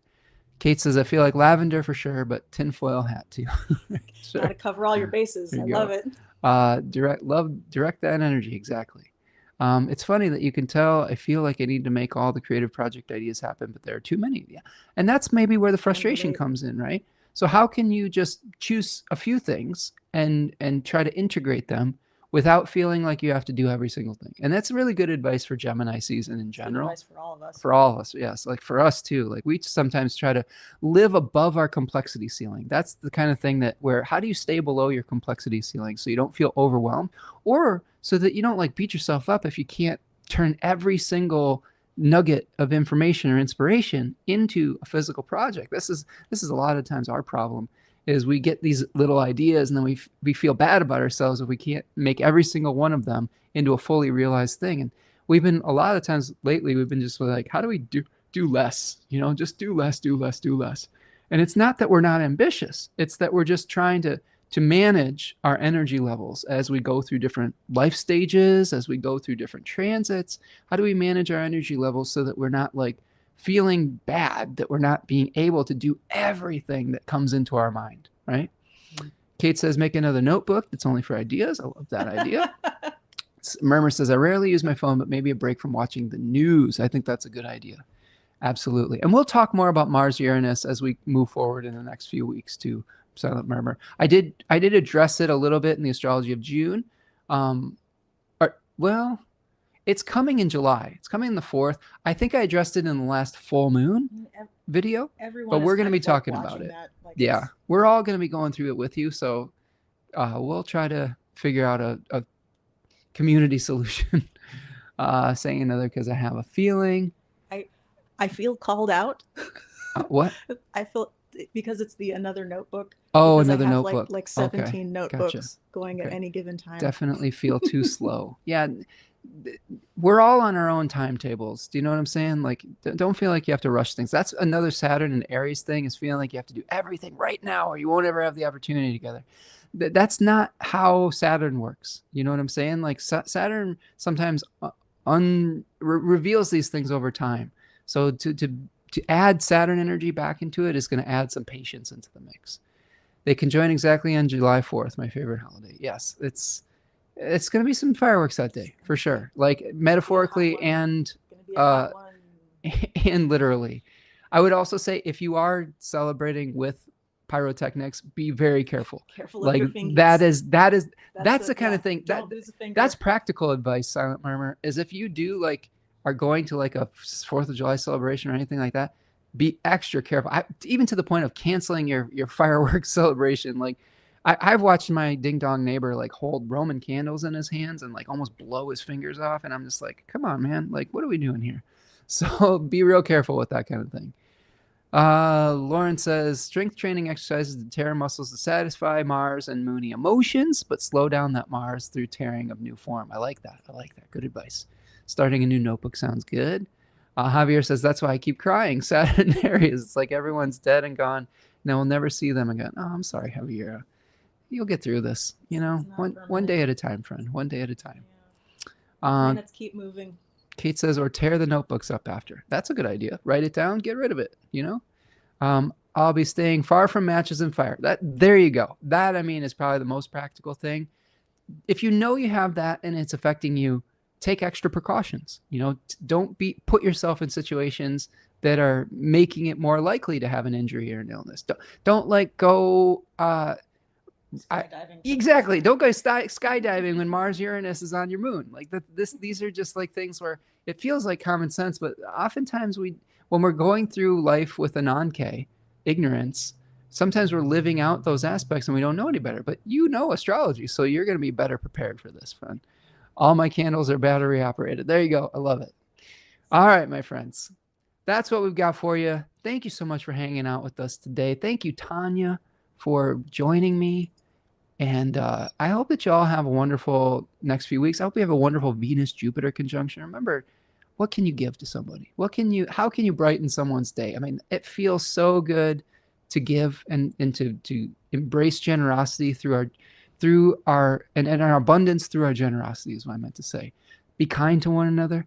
If you approach the stray animals in your life, whether they're human or otherwise, indirect, calm tones, little treats, always bring a treat. Build trust over time. And I think that can really lead to some better outcomes. All right, friends, that's what I've got. Thank you so much for hanging out with us today. Appreciate you. And we will see you the next time. All right. Take care, friends. Peace.